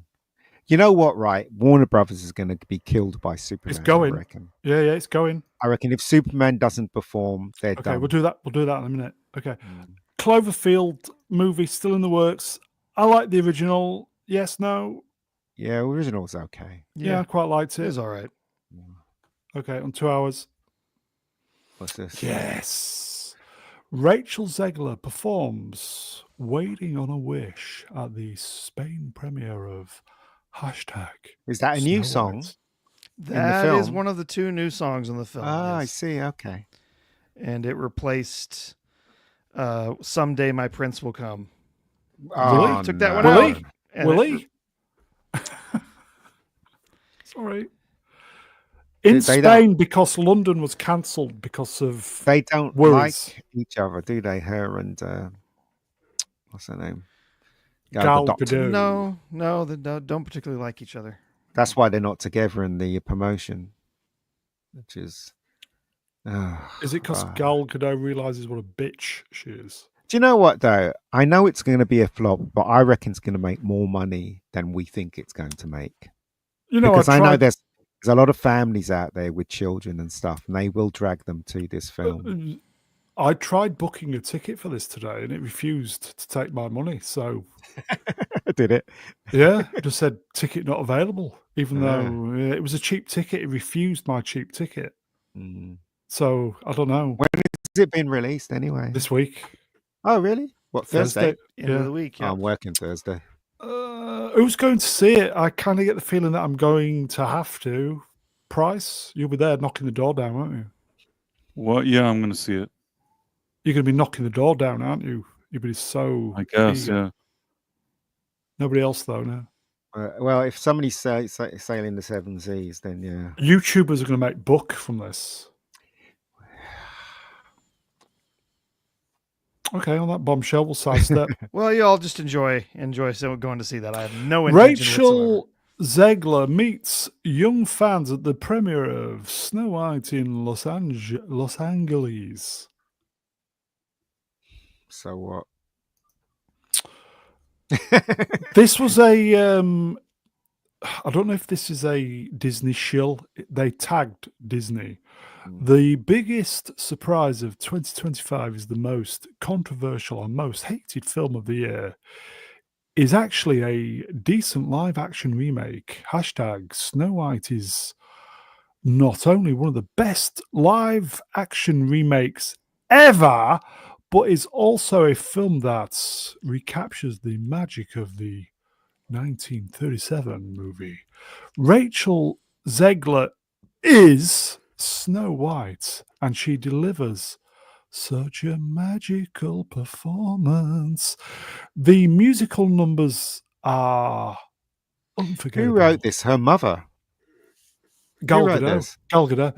The visuals, not the uncanny dwarves, are enchanting. And Eric Chris screenplay provides depth to this world that I didn't know I needed. Who the fuck wrote this? Christopher rates it. But who wrote it? Christopher. He rates it. Is he a shill? Did Disney pay him to write this? Or I don't know. Disney was tagged, yes. Well, I'm hoping that he's right because You know, I don't know. The thing is, though, if they exclude the prince, then it's not good, is it? If it's not about love, then what is it about? Don't know. Don't know. Don't know. Should we do super? Yeah, Did I go do on then. this one? This is a new one. Birthday boy, Mega Spider-Man, wrenched €5 to all. That's us. What was the worst film from the year you were Oh, for born? God's sakes! How am I supposed to know if I was born? It's ridiculous. Well, You were born, yes. I didn't see any movies the year I was born. Yeah, nor did I. I honestly, do you know what, Mega? I honestly can't think of any bad movies from '68 because Nor I can't think of any movies. Right. Yes, I'm saying because I can't think of any I'm movies. old. Next question, Mega. We'll get back. We'll get back to you on that, mate. We'll get back Yeah. to you on that one. We'll get back to you on that one. Okay. Shall we Move on? Oh no! What is this shit? Andor creator Tony Gilroy reveals how he approached writing in the Star Wars universe. We're trying very rigorously to be more serious about this shit than anybody ever has been. That's reason. That explains the reason why it's so dull and boring. Then, good luck with that, mates. Good luck. Anybody else? Nobody cares. Nobody cares about this. Anybody else alive? Yeah. Nobody cares. Move on. Move along. Shall we? I think we're all flagging a little bit anyway. Okay. No, we just don't want to talk about this shit. Vex Electronica Wrench, Star Wars is. What are you gear? Oh, hello. What is that? First 3 episodes of season 1 are on YouTube. If anybody's Why are Eraserhead Wrenched. Hello, mate. Why are Andor you- season 1 was really solid. Season 1 wasn't solid. It was There you boring. go. Titan. See, some people are infused for it. Titan Wrenched. Hello, my friend. Can't wait for season 2. It was boring. In your opinion. Of course. This is what we're waiting for, isn't it, Ian? Exclusive. Daisy Ridley says that she anticipates Auntie Kathleen will be very involved in her upcoming Star Wars movie, amid reports of Auntie Kathy's impending contract extension from Lucasfilm. If they want this film to be a success, I keep saying Don't this. make it. No. They don't have to make get it. me and Price on it. If me and Price are on this film, we can guarantee you 2 billion coming through, coming through that door. Could you please, though, employ common people as fluffer for Daisy? I will, yeah. Do you know what, right? Daisy's going to look spectacular. She's going to have cleavage and everything when we finish with this movie. It's going to be great. Seriously. Oh, no. Price, we need you. What? I was just saying. Price, are you watching another stream? Price went to sleep. I was just saying. No, I didn't go to sleep. It's something happened here in the background that I had to Right. look Well, at. you're for a watching second. another live stream, yeah? No, I'm not watching another live stream. You So didn't hear what I said then. What did you say? Obviously not. I said, right, the only way to save this film, this Daisy Ridley Star Wars film, I is to thought that as hire well. me and you to make this. And we will make sure that she looks hot in the film. Definitely. Right, and we will add maybe other hot women, and there'll be men That's that are right. like strong and do things, and That's we right. need Kathleen Kennedy to never show up on set. That's right. and Yeah, have nothing to do with the movie. absolutely. And it'll be billions will come through the door after we're finished with it. Put it that way. We're still waiting to see the cleaner. Yeah, I know. Still It's haven't seen it I haven't everybody. seen her, yeah. Has anybody got the cleaner? Help Come us on, out. Melv, Melvin, please. where are you? Where's the Yeah, cleaner? just bloody go in your boat, mate. Come on. Nobody's even bothering to pirate it. It's Oh, that no. awful. Yeah, but we want to watch it. I want to see it. I really want to see it. I want to have a laugh over it as well. Vex Alex, cleaner was terrible. How did you watch it? Did you watch it in the cinema? Vex. Oh, I want to see it. I want to see Could it. I don't somebody care. sort us cleaner, please? Yeah, if anyone's got it, please. Oh, send it's it in our way. Fatlabert. It's there, but it's in Spanish. See? Mm. Okay. You see, you if you get a woman to direct a Star Wars movie, it's going to be bad. You have to get a Easy. guy. Oh, to that's direct that Star Wars. big woman, isn't it? That Yeah. And you activist woman. also type. have to make sure that it's a boy's own brand again. That's how you win with Star Wars. But it's dead though, isn't it? It's worse than that. He's dead, Jim. Dead Jim. There you go. Manuel Grell Wrench, probably 10 times better in Spanish. Spanish, yeah, probably. I still say Okay. this movie is never getting made. Yeah, probably not. It may not get made. I agree. It is. It's coming out for the 50th. 2027.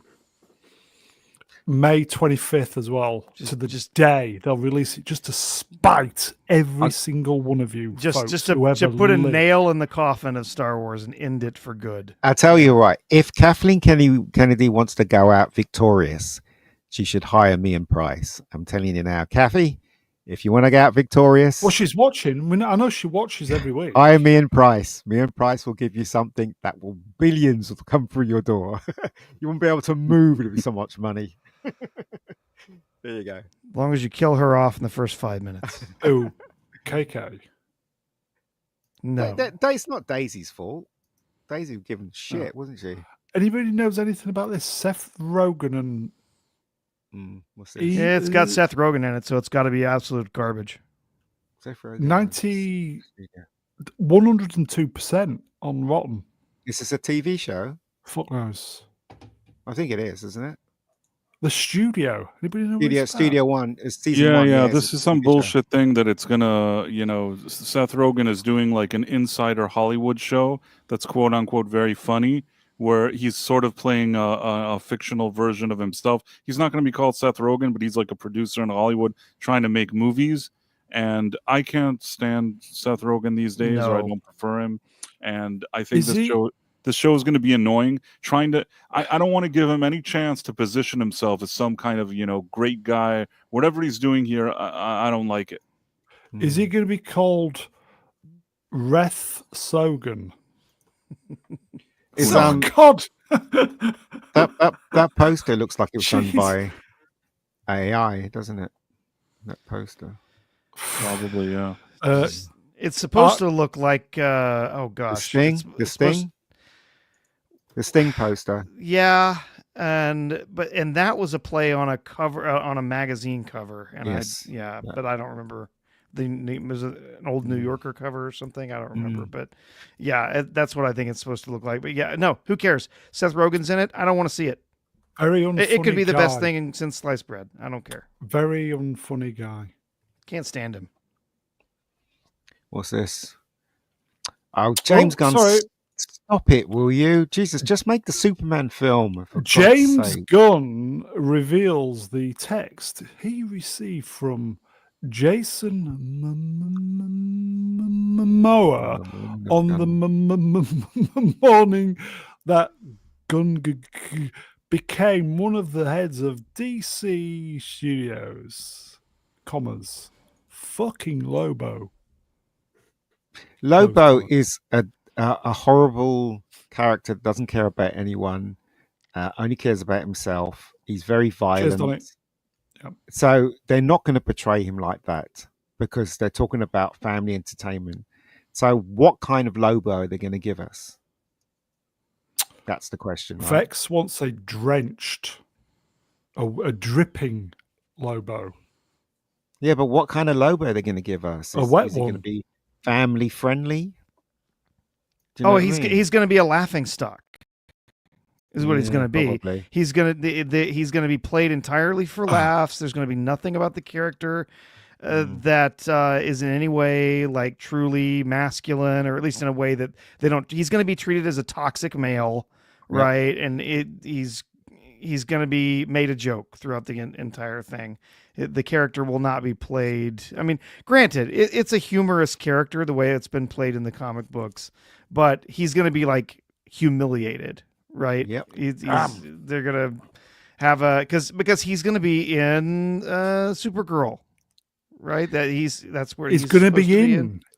So the thing Supergirl. is, Well, I don't know about That's that, but we'll the find the thing out. is, so Supergirl's going to beat his ass, but in the Yes. comics, right, he is so strong that he could whip Superman's ass and Supergirl's ass without even thinking. He's that strong. So that's what I'm saying. He's not going to be the Lobo that we know in the comics. He's going to be some kind of weak, kind of comedy Come on, ribbon people. Yeah, wrenched. Lobo. Rio Lobo. I like that. Stream killer. And he swears a lot as well, but he says frack instead of. And then doesn't he? the who's this came in with the tweet Whatever. straight after. Price, who's this? Whatever. I make many videos. Price, he's still there. Yes, I'm here. That's you, isn't it? Price of Reason. Yes, it is me. Are you going to say it in your... Go on, then. Whatever. Shall I read the tweet out? And then you can do No, the you've read it reply? pretty well, but whatever. No, okay. No, hold on a minute. I'm boomering. Let me just read this. Okay. Fucking Lobo! Whatever. Do you know what, Ian? You should just give up. You're not a comedian. I don't understand why you keep throwing these stupid jokes. It's just not funny, mate. Okay, right. Just give up. Let's from the top. Fucking Lobo! Whatever.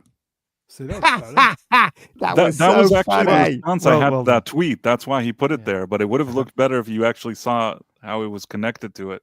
Sorry, I fucked that up then. Okay. Official logo for Superman Day taking place on April 18th. Thank God they got the original Superman logo. Bollocks. It's just stupid, isn't it? I mean, they're making the same mistake that they did before, and they're just like ignoring it. When it all flops, right, everyone in the entire universe should tweet or X saying, "We told you so." Gun. That's what everybody should be saying. Okay, Mr. Gunn, I think Superman's going to flop. What do you think, Ian? I would add, you should have just made a Superman movie and then took it from there. Price, That's what everybody's what do you thinking. think? It's fine. No, I mean, do you think Superman's going to flop, or what are your thoughts on Superman the movie? Oh, if it's going to flop, I think that it's going to be just mediocre. I don't know why. I think that people are going to think is it going to be really bad or really good. It's probably just going to be okay. But it can't afford to be okay because this movie has to launch the whole DCU. So if it's not spectacular, it's going to put Warner Brothers and James Gunn out of business. And I don't think it's going to be spectacular. Prof, thoughts? Yeah, I've seen nothing so far that makes me think this is going to be a $2 billion, cash cow for DC or, for Warner Brothers. We'll see when we get a full-on trailer. Maybe that's going to give us some more to look forward to. But I just don't. I think they had it wrong from the start. It should be a Superman movie. It shouldn't be a Superman and a Green Lantern and a Mr. Terrific and this and that and whatever and these other things. Movie. It shouldn't be that. It should be a Superman. Yeah, why movie. April 14th? Anybody know? Don't know. Should have been April 18th. 18th. Don't know. Sorry. Should be April Fool's Day. That's what it should be. We're going to all the fools watching it. Do you know what? Seriously, everything's wrong about this movie. We'll get to it in a minute. And then they cast the wrong person to play Superman. He looks like he's in a bad cosplay costume. all that stuff. It's just going against Uh, it. Yeah, Should it's we do a April. It's April 18th because that's the date that Action Comics 1 was published. Hmm. They should have released the movie on that date. Shall we do a nifty sidestep? Report by an insider claims the fate of DC and Warner Brothers hangs in the balance if Superman is not successful. Is this Mm. true though? This is Yeah. bounding into comics. How Yeah, true is this? I don't know if the fate of the entire Warner Brothers studio would be Yes. hanging on Superman, this the one movie. universe, though, is But their partnership with DC. DC and the DC film universe that they're planning, it absolutely does hang in the balance Yeah, of this film yeah. without question. Mm. If this movie sucks, people aren't going to care if they have Lobo and Supergirl. They're not going to care for any of the other movies. They're going to be done. Why are they not portraying Lex Luthor as an adult? I mean, I know this guy's an adult, but he looks like a kid. Why are they not portraying Lex Luthor as a worthy opponent? I don't know. He might work. I don't know. But just looking at him, he doesn't look like a grown up at all. He looks like a kid. I just don't understand this casting at all. Really don't. Is it the shaved head? No, he just listen, guys. Don't you think this guy looks like he's like in his beginning 20s, 21, 22? He doesn't look like a man agreed. of Yeah. of experience. It looks like a different franchise, Fat Lover. He looks like Hitman. Hitman, yeah. It does. He's got a barcode at the back of his head. Yeah. I quite enjoy that movie. I mean, what do you guys think? Does he look? Look, I would have cast Cranston as Lex Luthor. That's what I would have done. Because like he looks like a man of knowledge, and he's been through. You know what I mean? So I Guaranteed to get a few in to watch it. Yeah, I wouldn't have cast him. Nick Holt just does not have any gravitas. No, he doesn't. There's no weight. At least from what we can see, I don't feel any weight, any strength from this performance. He, like you said, he just kind of looks like somebody play acting at being a supervillain or something. I don't know. Let me just make it clear. I don't know. He may bring the goods. Who knows? But I'm just judging solely on what this guy physically looks like. Yeah. And he doesn't look like someone that's had experience of life behind him. He doesn't look like someone that's evil. He doesn't even look like an adult. He looks like someone that's 21, 22. That's all I'm saying. I don't know whether he's going to be good or not. I hope he's good. he looks like a young Duncan Goodhue. That's one for the Brits. You're welcome. Who saw this the same day? Somebody did a TikTok AI of Chris Superman. Reeves. Who saw this? It was like a cross between Reeves and I was going to say Reeves and Mortimer. Reeves and Cavill.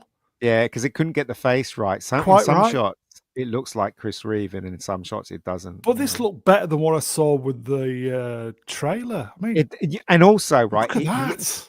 But also, when he's flying, Everybody. it looks like he's actually flying, other than when you see the, what's his name, the one with the cross eye flying.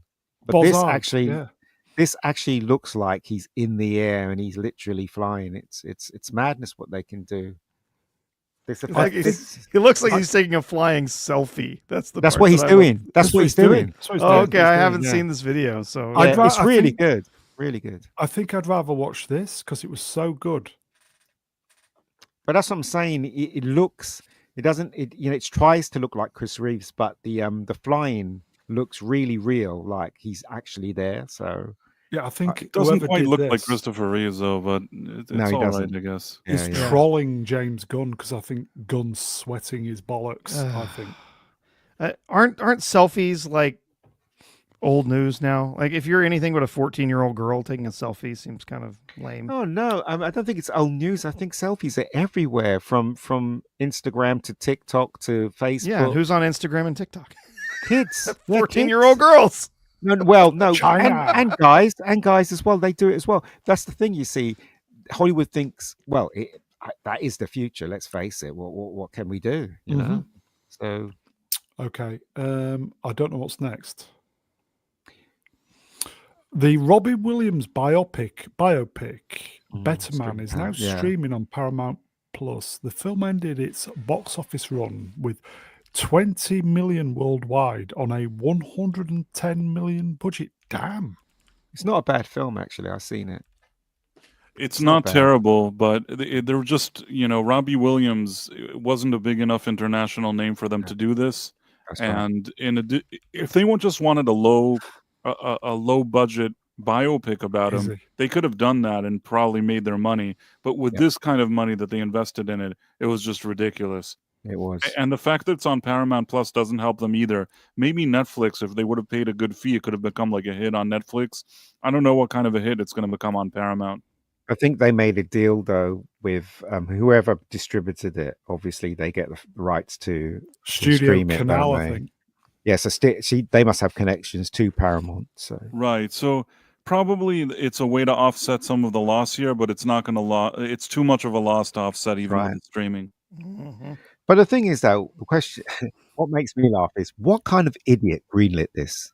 So you're making a Robbie Williams film, yes, but you're not going to see him, and he's not going to be in the film. He's going to be a monkey. Same Oh yeah, director, I'll give you some money. Do you know what I same mean? director as Greatest Showman. That's why. So he's got the reputation. The Got the director. reputation, but it's a stupid idea. It's a really stupid, and it cost them a crap load of money. Cost You them know the how many CGI. frames are in this freaking film that I actually do CGI to? It's All of them. ridiculous. Yeah. So that's what I'm saying. It's a stupid idea. Whoever came up with this is stupid. Okay, but it is a fairly decent movie, Yeah, though, it's isn't not a it? bad movie. It's not a bad movie at all. Okay. We're going to skip some slides because What slides are you skipping though? That's the question. shite, doesn't matter. Super chat. Common people wrenched 5 poons. Time to remind Vex of her favourite Robbie Williams lyric. Oh no. My breath smells of 1,000 cigarettes. Yeah. That's one for the Brits, everybody. Cheers, come on, people. Okay, shall we just go straight to the end? Well, you're in Yes. charge. Well, we'll be here all day. I think 2 hours. That we really took our time at the beginning. So sorry, folks. We'll go to the bin. Well, is it? Not this week. Day. Not this week. Is Any it guesses? Is it Spinal Tap 2? Oh God, no. No, it should have been. Is it Daisy? No. No. What No. about Greta? Is it Greta? Is it Rachel? How dare you? How dare you? Is it Greta? She lives in Greta lives in how dare you? Lives in Dorset somewhere in the UK. Does she? Yeah. I thought she lived in her own country. No, she lives in somewhere in Dorset or somewhere near Ellen DeGeneres somewhere. In I know the Ella UK. DeGeneres. She moved back to America, apparently. What already?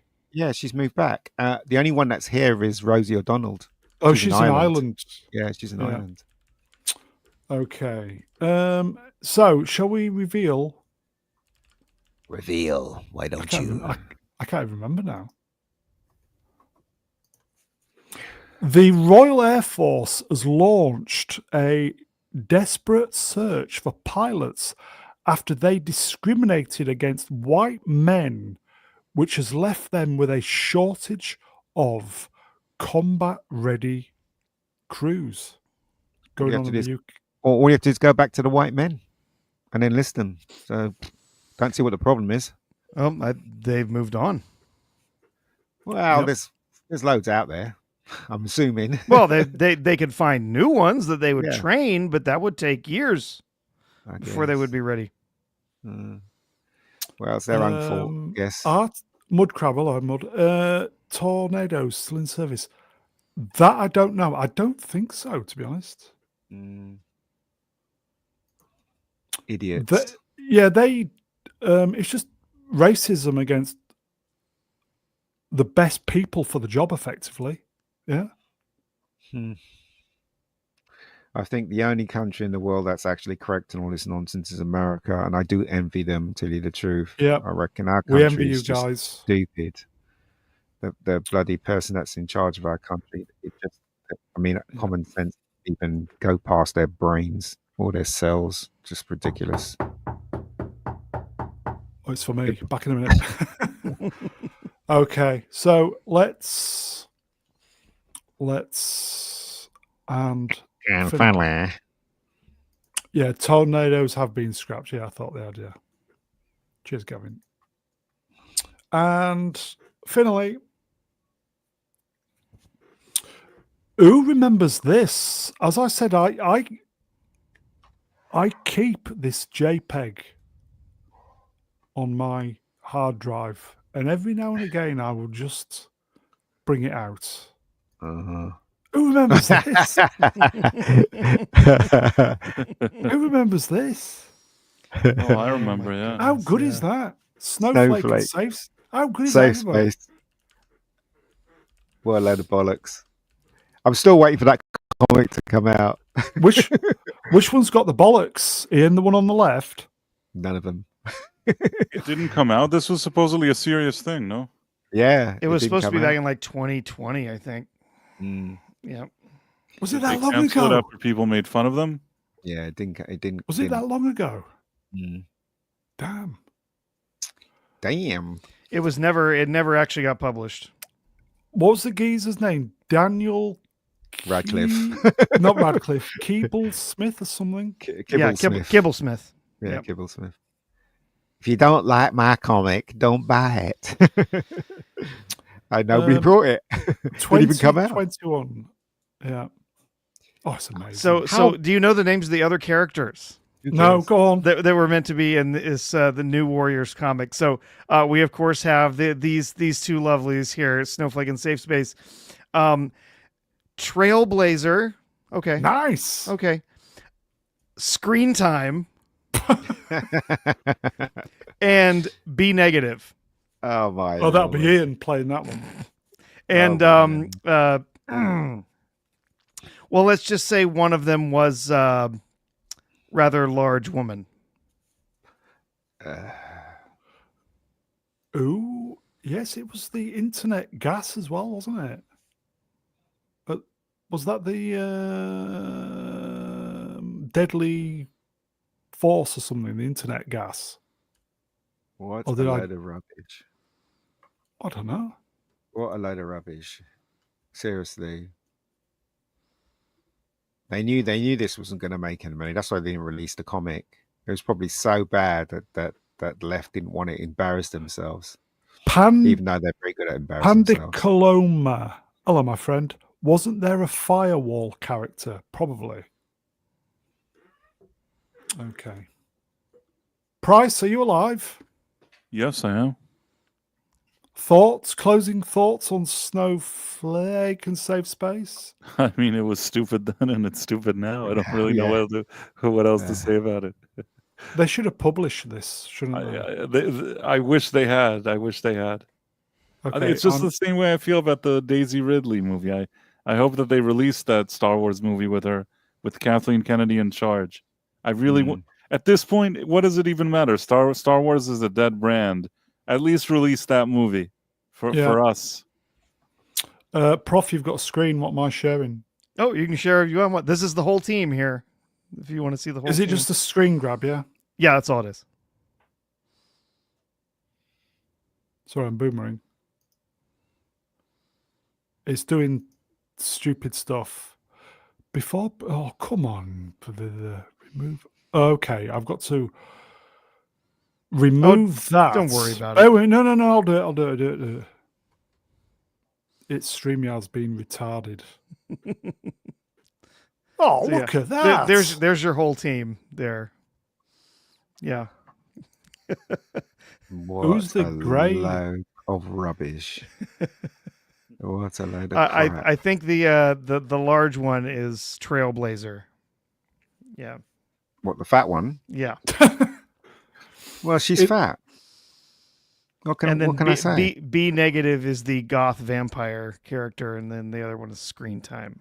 And then you have the guy in pink, which is not a good, very nice color for a male. It looks like Snowflake and Safe Space are doing those kind of Pedro Pascal hug things. Yeah, they need to touch each other all the time, or Oh else they'll my god. have anxiety attacks. Is it me or sometimes. is it really, really creepy? Just a little is it bit, me? yes. Anyway, know, okay. We will put that graphic away for another year, everybody. So we'll probably see that in a year or so. Okay. Just burn it. I think that is it, folks. Chat, That is it. you are wonderful. Thank you for turning up. We had a George the Giant Slayer this evening. We had a raid, so great to see a few new faces in the chat. Thank you for the super chats. Happy birthday to Mega Spider-Man. We will see you next time. I will thank the guests.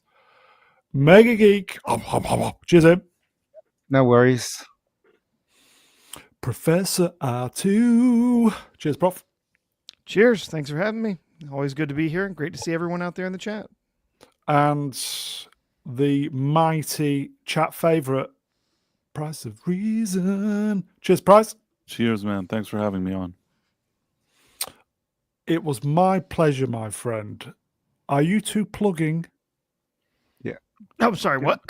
No. Butt plugging. Oh, Are you no, what? Oh, not that. Go on. Not you that. plug. No. No. Well, there's the channel Price of Reason Live, which is our live stream channel, and that's There is. Professor and myself on Tuesday and Thursdays at 11:45 p.m. We'll Eastern. see you next Tuesday for that we one. do the Night Owl, yeah. Mhm. Ian, you plugging? Yeah, give me some money. That's all I can say. Yeah, come on, folks. Send Ian Yes, some sir. money for Give God's him sake. some Come on. money. Send him some money. GoFundMe for his Do you know Rebecca what's, Doll. do you know what's folks. really sad about this is that I have over 1,000 people on Yeah, come on, folks. X, and not I think it was about 6 people that gave me money. It's crazy. I'm not the drinker. I wish I was the drinker at this moment in time so I can make loads of money, but it's been a huge flop, the elder what is it, Indiegogo. Yeah. But it just makes me laugh. I'll finish it. I just want to get rid of it now, personally. Yeah, Just come go on, out there, folks. give him $5. Just Come on, $5. folks. Come on. Just $5. Ian is here every week providing entertainment for you. peeps. Entertainment. He 100 of entertains you me, here. but come on, folks. $5. There's a GoFundMe every week. Come on, folks. $5. Come on. There's the GoFundMe in the description. $5. Come on, folks. Support Ian. Yep. He's Thank you. spending his own money to do Rebecca Gold. Come on, folks. You can do it. Come on, Shooting this folks. Thursday, actually. Pretty another please. segment. We love you all. Come on, folks. For Ian. Thank you. Come on, folks. Wayfarer's doing his gig afterwards. Trev's doing his show tomorrow. B-Sup, don't know. Probably tomorrow, don't know. We're back Wednesday. Open bar Thursday, doing the modding. Come on, folks. Give generously for Ian. If we don't I will. see you during the week, we're going to send Ian round.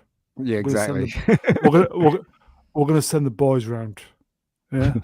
We're going to send the thems round. We will see you next week, everybody. Next weekend. Have a great week, everybody. Take care.